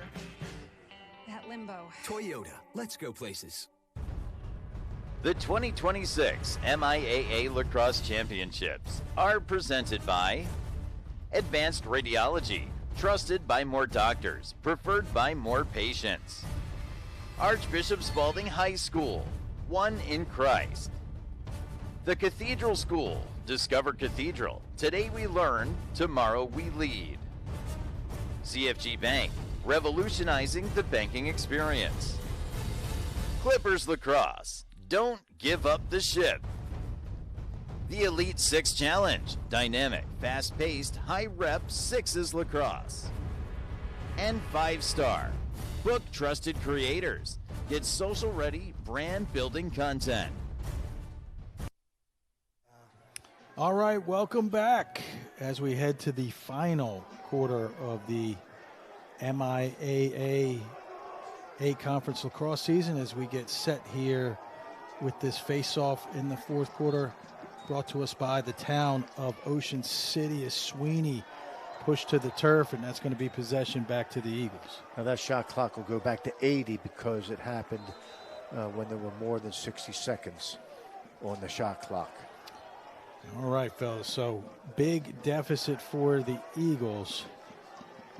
And I think we're at a point here where they probably need to stack multiple possessions and score on almost all of them. I agree. As Mather now starts with it coming out of the box. Looks like thought he might invert, and he will as he has a short stick on him. Met's down below providing some help for him. Now he pops back out, and they ultimately give it to him as he's going to start to operate. Why not? Give it to your best player if you're going to try to get back in this thing. Hoddle, though, doing a really nice job on him, but not good enough as Metz finds niche on the inside, back of the net, Eagles. Real nice start here in the fourth quarter. Metz dangerous as a Dodger, and you can see that the Calvert Hall defense is looking. They're looking, and they're looking, and when that happens, the inside gets open. Just a real nice backside look to roaming Nish, and a finish gets McDonogh on the board early. They need more possessions like that. All right, you got Conville coming out for the Cardinals. Freshman seen a lot of time here in his first championship game against Sweeney, the veteran heading to Notre Dame. Sweeney makes good work of that as he pulls it behind, and he's loose now heading down the inside. And that's Schneidwin, and I thought that got past Nevin, but it didn't. Nevin's been super tonight. Boy, he really has, Coach. He has seen a lot of shots, and he has been up for challenge, but that was not one of his better efforts. As Goodman has it, and they're going to get possession right back. You know, you got to expect at this point in the game that Calvert Hall is going to be pressing all over the field, and when your goalie has the ball, you got to come back, be animated, and help him out. Yeah, to your point, McDonogh probably will be pressing heavily all over the field, but ooh, wow, great pass there to Williams. Williams going to get knocked to the turf, and yeah, they're going to throw a flag, and they may throw multiples. That is not what you want to do if you want to get back into it, is give it to an offense that is currently operating 4 for 4, and that would be 100% for those that are not good at math. That's a frustration penalty on number 3, I believe, Schneidwin, senior captain, headed to Syracuse University. I think that's who the penalty is against. I think it's... No, he's still on the field, so it was somebody else. Might be 40. There was a little frustration over there, I think. Yeah, it is. It says 4, actually. Yeah, number 4. Yeah. You're looking at some of these other stats, guys. McDonogh, they have had shots. They've had 29 of them. Unfortunately, only 10 of them have been on cage. And it's difficult against any opponent, but certainly one as talented as Calvert Hall, to stay in a game when your percentage is as such. They're shutting off Caleb Kelly behind the goal. It's not Caleb. It's you know who it is. It's Houston, of course, isn't it? That they shut off. Yeah. That was Kelly. Yeah. That was Kelly on the shot. This is Mason Graham. Nice clear. On the clear. He's going to be double. Does a nice job there getting the Schneeman. Schneeman better get out of that corner. Triple team with that sideline there. They call him off sides. Coach Holmes was arguing. He's arguing. He's like, wait a minute. We had this thing where we needed it to be, and I think the referees here are going to clean this up. Good job by the officials getting together. It's probably advantage, though, for McDonogh, too, right? Because they stopped play. They got to get reset. They were under pressure, and now they're not. Well, they got it right at the end of the day, and that's what the important thing is. All right, let's see if the Eagles can begin to climb back in this now, trailing by 7.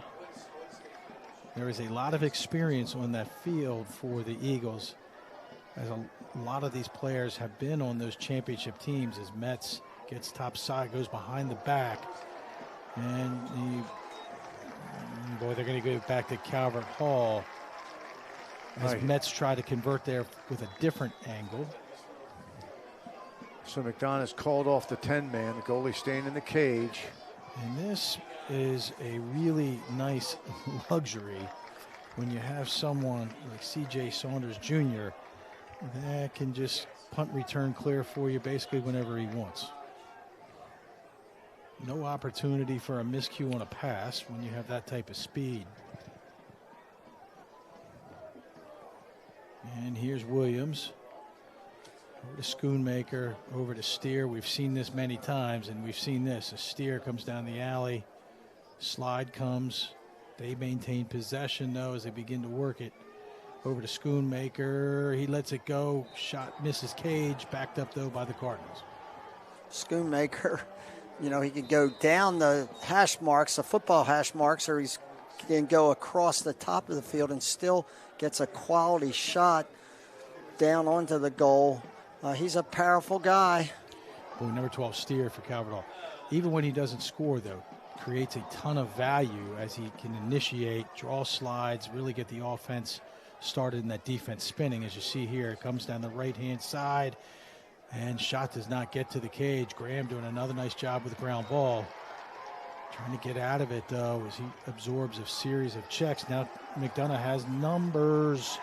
Great hustle by Steer, utilizing his speed. Boy, and Metz guilty of, I think they called a penalty. Maybe a push on Calvert Hall. Yeah, so possession back to McDonogh. Great pass by Graham. But you see, you alluded to it, Coach Shriver, which is just that constant hustle by Calvert Hall. Up by 7, still hustling and working as if they're down by 7. That's a great attitude to have, you know. The score's, in their mind, the score is 0-0. Here it goes inside there to Fournier. Fournier can't get his hands free. Now it's Metz dealing from behind. Otto doing a nice job staying on his hands. Inside it goes. Big-time ground ball for both teams. And it's going to be Jack Tanton. Tanton's had some nice ground balls tonight. And he has some nice pass here, too, as Calvert Hall goes cross side with it here. Shot misses the cage as Snellbaker decided it was time for him to join the party. And then look, both those attackmen were up in front of the goal. Sullivan gets to the end line before anybody has realized that the shot's been taken. Really heads up play. Yeah, it's one of those little things, Coach, that make a big difference now as Marichek has it. Banks Enrique joining this second line of middies. Enrique, athletic player, starts from up top, as this offense typically does. Can't get his hands free. Over to Marichek. Marichek, more shifty than you might think as he gets inside. You know he's a finisher because we just saw it, but it's the footwork that's often most impressive. Well, Marichek's a guy, you know, a lot of people dodge with great feet. Marichek utilizes his unbelievable stick skills to dodge. Just very quick, nice step there, but a lot of that's set up by his stick skills. I don't think that Gura saw that coming. Did he get screened? Well, no, I think Marchek just did a great job of hiding the stick. I agree with you, Coach. And then when he turned, the goalie doesn't have as much time to track it down. He goes overhand, he lowers his top hand, he pulls it behind his shoulder, and he snaps that top wrist. Really difficult to see. Like his dad, he's a terrific scorer. They're shooters and they're scorers. He is a scorer. I was neither. As Sweeney picks it up, he draws a penalty. Boy, you got to give Sweeney credit. He's doing everything he can. He sure is. Ooh, nice pass there over to Metz. Metz maybe not as sharp as he was the other night in the semifinal. He had a free one there. And picked up quickly, though, by Schneewin. Inside it goes. Shot. Another great save there by Nevin. How frustrating is it when you work so hard, you get a nice shot, and there's Nevin on the spot yet again. Boy, he is, Coach, his positioning is great. He's patient, but he is seeing it clearly. He's a terrific goalkeeper. Just a junior, hasn't made a commitment. I'm sure there's some college coaches both here tonight and watching that are saying that we got to talk to this guy. Well, and it's not just tonight, because we've seen them, 4 times this year, and every time we have seen them, he has looked the same. And he certainly seems to be a really consistent goalkeeper. You know, one thing we haven't mentioned tonight is the overall Calvert Hall defense. We talked earlier about their three short stick defensive middies, how good they are. We talked a fair amount about Hoddle, but we haven't discussed their other close defensemen. Bharat Mahanti, a junior headed to the Naval Academy. Joshua Griffith, who's just a sophomore. He's a big number 29. Another great save there by Excuse Nevin. me. On a 49. Really powerful shooter. And Fournier, Goodman, little hitch move. And even when McDonogh is able to get through that defense, Coach Shriver, that you're alluding to, it's been Nevin who had just will not let them put it past him. Yeah, and then Tanton in the pole. They're butting up pretty good. I love the way they're playing man down. They're keeping it tight, sticks up in the lanes. You want to invite the outside shot, especially the way Nevin's playing, and you don't want to give up the skip pass. You're going to give up the adjacent pass. Don't give up the skip. Is there anything more frustrating as an offensive unit when you're behind, you're having to work really, really hard just to get shots, and then once you finally do, you're greeted by a wall in Nevin? Very frustrating. But that's what makes lacrosse a great game. You know, things happen in a hurry, and you got to be able to play the full 48. Yeah, I think he got a piece of that one. That may have hit his helmet as Metz lets that one go high. And Calvert Hall is going to begin to clear here, as I believe this is Snell Baker's. We're getting close to that 5-minute mark for them to repeat as MIAA conference champion, and this is dangerous. But Purdue does the smart thing, pulls it back out. Why not? Why go to the cage when you're up by 8? And Williams now with possessions. We have that first line coming back out for the Cardinals. Guys, what's the thought process? What's the advantage of starting an offense up high here? Running start. You get the ball and you just go hard to the goal. You know, the defense sees you all the way. They've got to make a decision.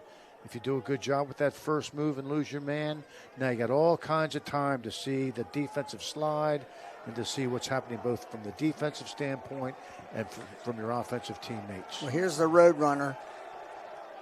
That's a good way of putting it, Coach. The road runner. He had a mismatch, a little bit too much on that pass as that goes errant. And McDonogh now with just close to 4 minutes to go would have to do some pretty magical things here to get back within striking distance. See, this should be just a simple standard clear. Nice look. Nice look. Unable to convert, still on the turf. Great ground ball, but that was an excellent look, though. Goodman's trying to get it back for his team. He cannot. Right now, I think Towson, I think that Calvert Hall just needs to take the air out of the ball a little bit, use up some shot clock. Maybe get some subs in. Start getting some of your seniors in. Nevin, I think I would pull Nevin first and foremost. He's a guy that should get rightfully some wonderful recognition. That's a great point there, Coach. As Hanover starts from up top there, McDonogh pressing out. That is not going to be an issue for these athletic middies from Calvert Hall, as Hanover is just kind of running free. Moves it back behind to Purdue. So Coach Shriver said, it's time to get Nevin. And I believe he's had just a tremendous game. And there are a couple ways to do it. Sometimes you see a coach call a timeout, and then they make the sub. But I think in this situation, next time the Calvert Hall brings the ball down, you pull it out, and you bring Nevin out on the fly so everyone can see that and give him the round of applause that he deserves. That would certainly be a nice gesture. Let's see if that happens as we're cleaning up some debris here. Broken stick on the field as Calvert Hall is going to keep possession. Fresh 60. And McDonogh they're pressing out, but they have not pulled Gary yet to create kind of that 10-man situation, although in the offensive side of the field. And guys, I guess the inevitable is going to happen here. How difficult is it not only to win a title, but to win back-to-back titles in this conference? Extremely difficult, considering the level of play and the number of teams that have quality athletes and coaching. It's quite an accomplishment. Yeah, it is quite an accomplishment. We remarked during our break that we just didn't see this coming, right? Once we saw the games, the semifinal games where McDonogh and Loyola were really close, and then, Loyola and Calvert Hall were really close, and McDonogh really pulled away from Spalding.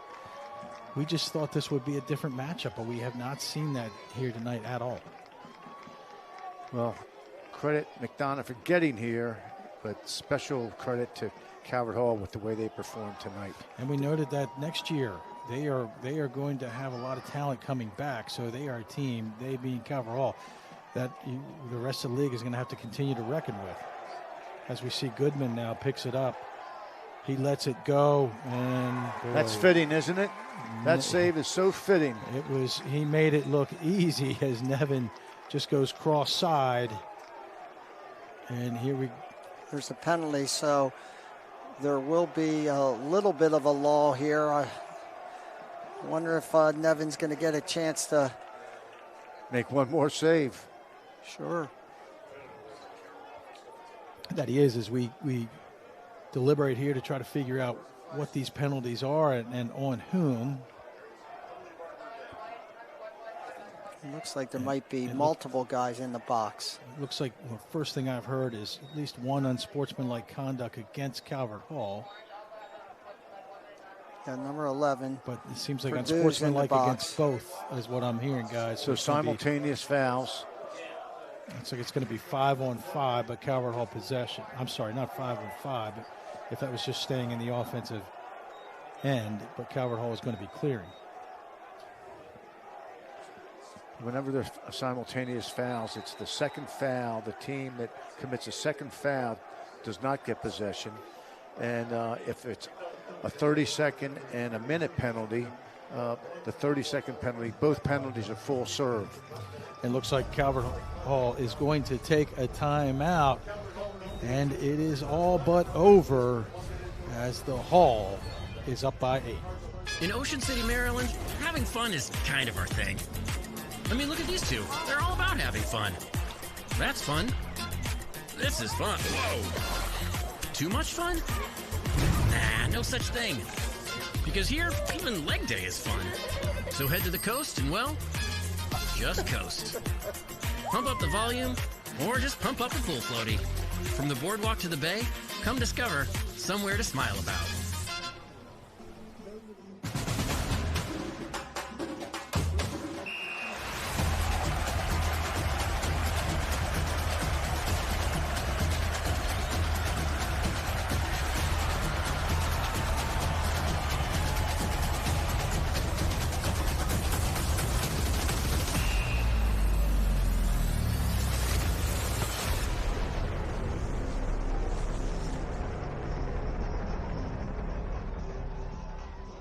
forget the banks. You got to keep all your money in the swamp. No one finds anything in the swamp. That's horrible advice and a bit creepy. No offense. None taken. I'm attorney Randolph Rice. Don't take bad advice. Best advice, call Rice. All right, welcome back, and thanks for staying with us as we look at the O2 Sports Insurance defensive play of the game, and that is going to be Micah Morozov on the clear, guys, as that really kick-started things for this route by Calvert Hall. As we see them celebrate there on a fast break goal, as we're now back to live action with Calvert Hall on the clear. There were simultaneous unsportsmanlike penalties on both teams as Tanton now clears it by himself. Really steady defenseman. They're offsides. They're offsides. Calvert Hall's offsides. Yeah, that good call there, Coach. Well, it's tough, you know, when you've got two guys in the penalty box. Makes it a lot more difficult. As a quick restart here for the Eagles as we're almost down to 1 minute as Goodman has it. And boy, that is our player who had the defensive play of the game, who takes Goodman down. And McDonough's at least going to have another man up here as we're down to 58 seconds to try to get another one on the board.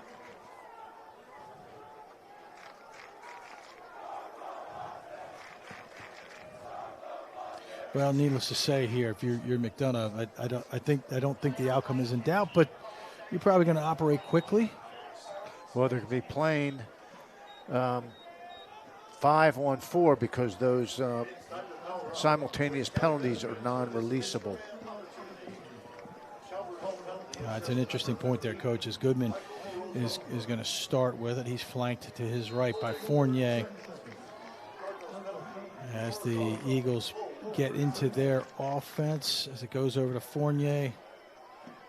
Can't find anything on the inside. Goodman decides that he's going to take care of it on his own. Calvert Hall does have a new goalie in the game. Number 4, Grayson Enrique, senior.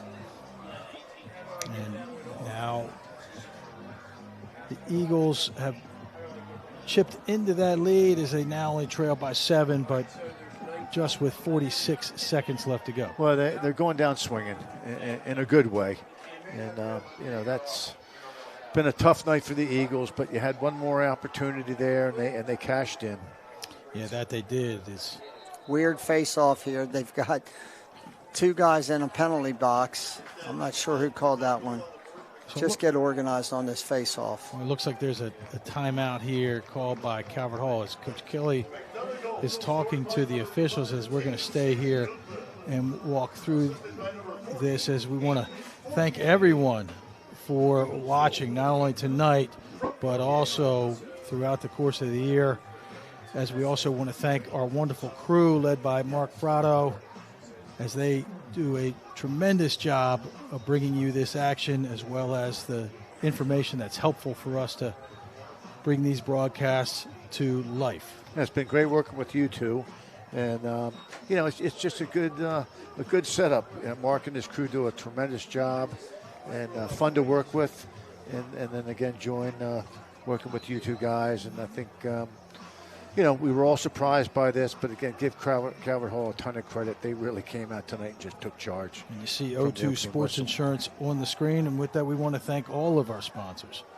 who help bring this broadcast to everyone. Without them, it is not possible. And I want to thank you again for that as we get set for Brian's father's trying to tell him what to do. Did you see him pointing out on the field? Once a dad, always a dad. We've got some. This is an unusual face-off. Look at this. There's only 2 guys on this face-off, and the 2 defenders got on different sides of the X. Here's Sweeney. Sweeney lets it go. And he's going to miss the cage wide. We have a new goaltender in for the Cardinals, and that's number 4, Grayson Enrique. Coach, you mentioned that. And, boy, what a job Nevin did while he was in there, and Enrique is picking up where he left off as he makes a nice save.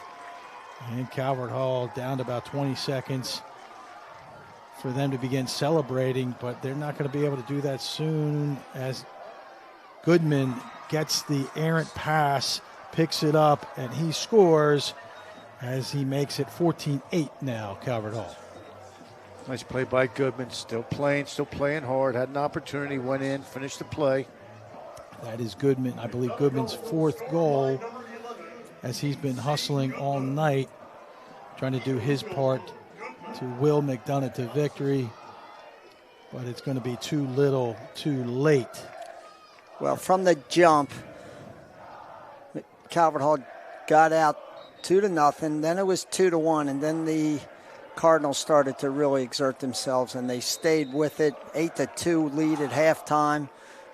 They have just played an outstanding lacrosse game. That was Will Caputo who just took the face off for Calvert Hall. Just a sophomore, got into the game. And as the clock winds down, the ball goes into the air, and that is it. We have a repeat champion in the first game in the B Conference. We have a repeat champion in Calvert Hall in the A Conference as you see them celebrate for a job well done, fellas. Well, we had an incredible game to start tonight between Saints Peter and Paul and Archbishop Curley, and this turned out to be an incredible game for Calvert Hall. McDonogh wasn't on their game, but the Cardinals had an awful lot to do with it. As you see the players run over to the student section, and that student section was well represented tonight as they came out in force. And their team didn't really need them as they were in control from start to finish. A lot of school spirit shown right there. But Calvert Hall, give them credit. It's just a fabulous season and well coached. The players are, they're in great shape and they play together as a team. And certainly a fun game to call. I know it's tough on the Eagles, but boy, Calvert Hall, I don't know who could have beaten them tonight. They were just on. Yeah, that they were, Coach. I think what was most impressive was the fact that they did not relent. They had big leads, and sometimes it's easy for players of this age to kind of relax. They did not. They kept executing at a high level, and it was never in doubt. Nevins had 10 saves, probably 8. I think Enriquez had a couple there at the end. Calvert Hall's EMO was 4 for 5. That's a really good night. McDonogh was 2 for 4. That's a good night, but 4 for 5. That's 80%. That's really on target. As you see, it looks like the Calvert Hall players are singing their alma mater in front of their bench. Coach Kelly joins them, as I believe, and Coach Shriver, you might can correct me on this. I believe this is Coach Kelly's 7th title. As we see some highlights here as Houston gets things started, guys. Boy, he had a good second half, didn't he? Houston's the player of the game. 4 goals, 3 of them from right there. Watch this. Great play by Williams. Not only is he the player of the game, but he is the Sheehy Lexus player of the game. And all those that play in the MIAA, you might not be too excited to know that he's coming back for 2 more years. Yeah, that is not fun, and as well as a good portion of this core Calvert Hall team will be coming back as McDonogh graduates a fair amount of their seniors, and will look to reload next year to try to get back here. As we see both teams now start to get in line for that handshake, as of just a all-around impressive effort by Calvert Hall. Guys, if I was to ask you what was probably the most impressive aspect of this performance by the Cardinals, how would you respond? I would say that they just they started strong and kept their foot on the pedal. You know, they were relentless.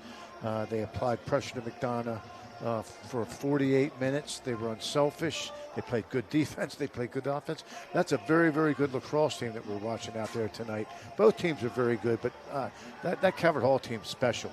They play like a college team, and they showed it tonight. How about from you, Coach Schreiber? To echo, it was pretty evident that from the jump that the best team was Calvert Hall. They were relentless, great on ground balls. They played quality offense. I like their offense. They're unselfish. They throw the ball to the open guy more often than not. And then defensively, you know, their speed, the 10-man ride is tough to combat. And their speed, you know, up and down the field was evident, especially in the middle of the field. Yeah, and add to that, not a lot of unforced errors, great decision-making, and that makes it a pretty difficult task to try to knock them off. As we see Coach Kelly there go through the line, shaking hands with players and coaches for a job well done. Well, fellas, it didn't go like the way we thought, but nonetheless, still a great game. As always within the MIAA, you get to see a lot of fantastic talent, which we saw tonight on both sides of the ball.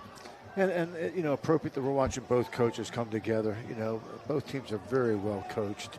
And you just see that, you know, look, these men are competitive. They get their teams to be competitive. But at the end of the day, they preach the big picture. And I think that's one of the great things about these two institutions and these coaches and these players. They understand the big picture, and they represent their institutions at a very high level. Well, that's a great point, because in our interviews with Coach Kelly this year, he often stresses that they don't talk about winning championships. They talk about the process of winning championships and consistently improving upon that each day and each week, and they get focused on how to improve, not so much the output of that improvement.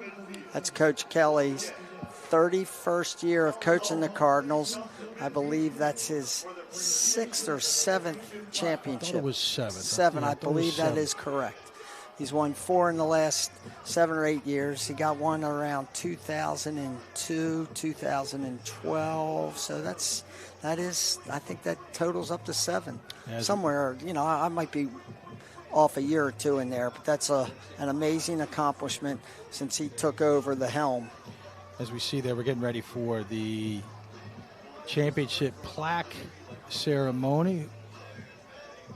And the banner that goes along with this is Calvert Hall's having their final discussion before going over and doing that.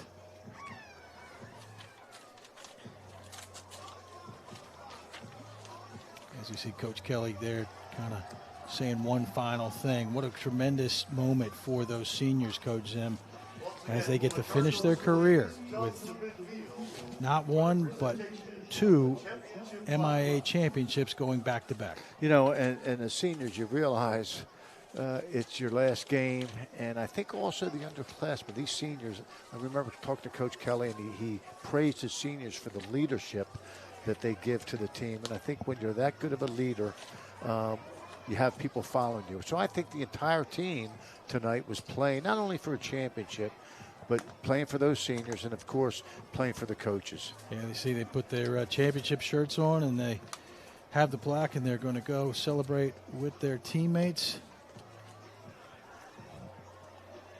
as they unveil that banner. And I'll get that picture taken as first time as MIAA Conference champions in 2026. We saw a tremendous finish last year as Calvert Hall won it in overtime. This year, not so much, as we've said multiple times.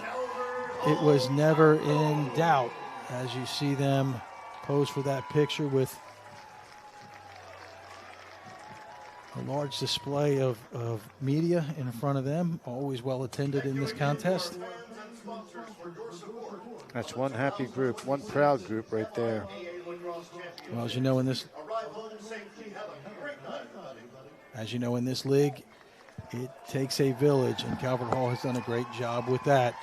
And we want to say thank you to everyone as we sign off, and we hope to see you again next year with the MIAA Game of the Week and Championship broadcasts. For Don Zimmerman and Bob Shriver, I'm Chris Gunkel. Good night, everyone.